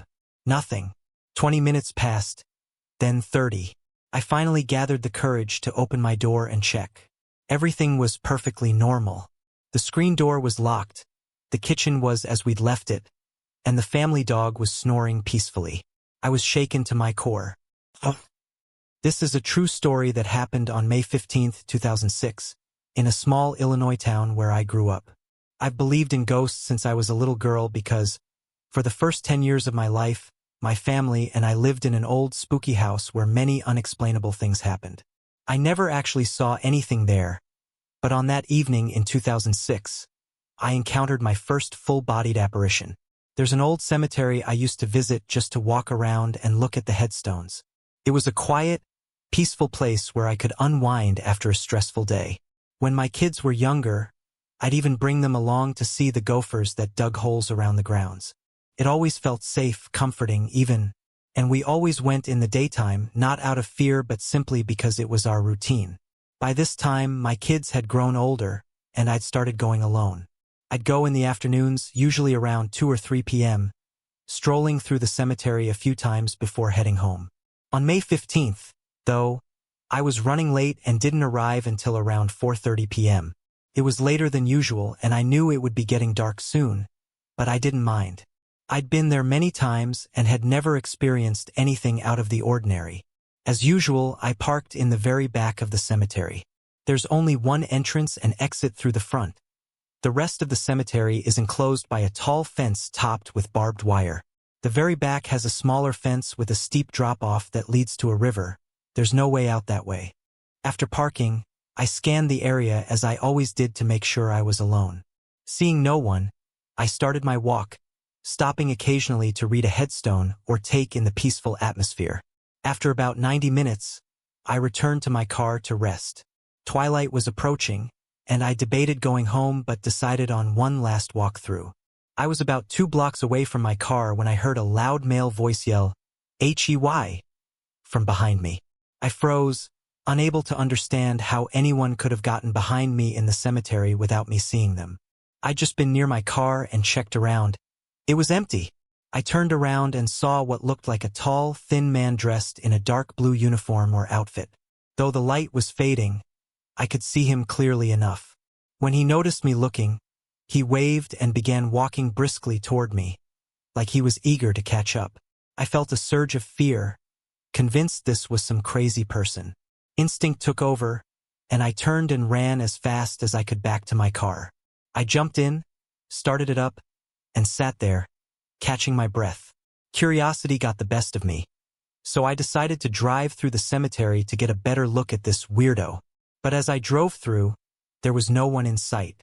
I circled the entire cemetery twice, and it was completely empty. That's when I realized this wasn't a person. It was a ghost. I hadn't thought ghost at first because he looked like a regular person. He wasn't transparent or floating. He didn't vanish or do anything you typically associate with ghosts. But when I couldn't find him anywhere in that enclosed space, I knew he wasn't human. I'd seen him at the far end of the cemetery, not far from my car, and I should have caught sight of him on the path, but he was nowhere to be found. I've never forgotten this experience, and I've never been back to that cemetery. Whether people believe the story or not doesn't matter. I know it happened, and that's enough for me. But if I were you, I'd think twice about visiting a cemetery alone in the evening. You might just encounter something you don't want to see, like I did. In 2006, I rented a teaching studio at the Dole Mansion in Crystal Lake, Illinois, now known as Lakeside Legacy Arts Park. This historic mansion, built in the 1800s, was bought by a non-profit organization after it had been abandoned and scheduled for demolition. Once a private residence for the Dole family, it later expanded with a massive addition in the early 1900s and served various purposes: a country club, a seminary, and finally, an art center. Artists and musicians now use it for studio, gallery, and performance spaces, and it's a truly magnificent place with a rich history. And, as you might guess, it has a few resident ghosts. The most well-known story is of a lady in white who appears in the upstairs window of the original mansion, pulling aside the curtain to look out at night. My friend's husband actually saw her one night as well. I didn't expect to have many encounters myself, but I experienced quite a few in the year and a half I rented there. All the studios are in the addition, which was mainly used as a seminary, though it may have served other purposes over the years. When I first moved in and was renovating my space, I'd often hear whispering and laughter at night, even though no one else was around. It wasn't menacing, just the sound of people having a friendly conversation, so once I got used to it, it wasn't too scary. One evening, a friend of mine, let's call her Catherine, and I were the only ones left in the building. There were no other cars in the parking lot, and it was late. As we stood outside my studio door, chatting before heading home, Catherine suddenly stopped talking and asked, "Are you hearing that?" I listened and heard what sounded like a conversation between two women down the hall, much clearer than the soft voices I sometimes heard coming from the walls. "Yeah," I said, unconcerned at first, until Catherine asked, "Aren't we the only ones here?" Realization dawned on both of us, and we stared at each other wide-eyed just as the conversation abruptly cut off, mid-sentence. We went down the hall to investigate, but the room was empty, and so was the entire hallway. We stood silently, staring into the room, when I felt a curious presence around us. I didn't sense anything hostile, just a gentle curiosity. But then, I felt like something was coming closer, and just then, Catherine turned sharply and said, "Come on, let's go." She started power walking down the hallway, and I followed close behind. I still don't think they meant any harm. There were many small experiences in the studio, but one of the scariest happened on a night I was alone during a violent thunderstorm. I was used to the whispering and soft laughter from the walls by now, but as lightning struck the building, it felt like a bomb had gone off. Then the ancient fire alarm system in the hallway started blasting, followed by the burglar alarm. I don't think I've ever been more frightened. I ran straight home after that. Another memorable experience happened while I was teaching a voice student.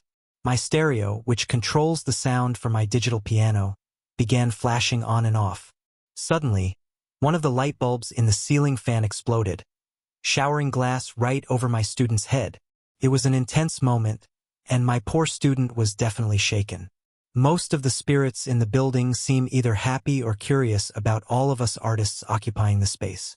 But there's one negative presence in the original mansion side, which is mostly closed off. If you go up to the second story, a section still waiting to be renovated, there's a room with an old, massive wooden armoire large enough for several people to stand inside. The first time I saw it, I felt a strong sense of foreboding.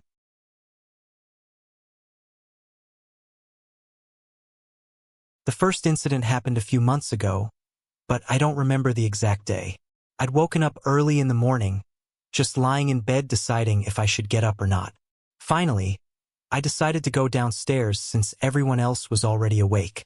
I got up and was just about to open my bedroom door when I heard a loud bang from right above the spot where I lay my head while sleeping. It came from across the room, and it sounded like it came from inside the room, but no one else was there. My brother's room is next to mine, but he was on the other side of his room, not near the noise. Freaked out, I ran out of my room and told my mom.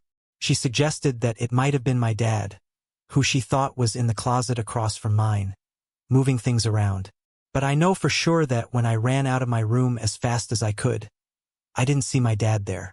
In fact, he came out of my sister's room further down the hallway, holding a laundry basket. He admitted he hadn't been in the closet when I heard the noise, just like I said. I think the loud bang could have been my grandpa trying to wake me up. Second experience.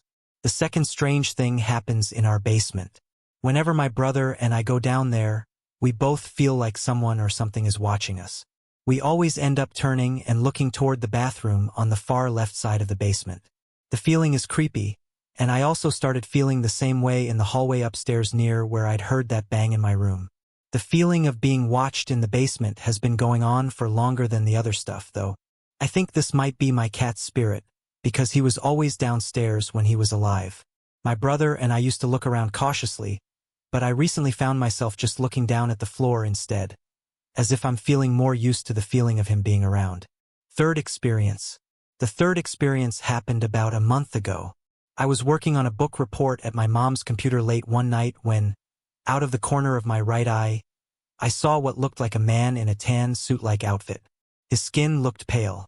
Startled, I thought, what the heck was that? I quickly looked over to see if someone was actually there, but there was no one. I swear on the Holy Bible, I saw it out of the corner of my eye, but it was gone when I looked. Those are the things I think I've seen, felt, or heard that could be paranormal. What do you think? Are these experiences real, or is it all just my imagination?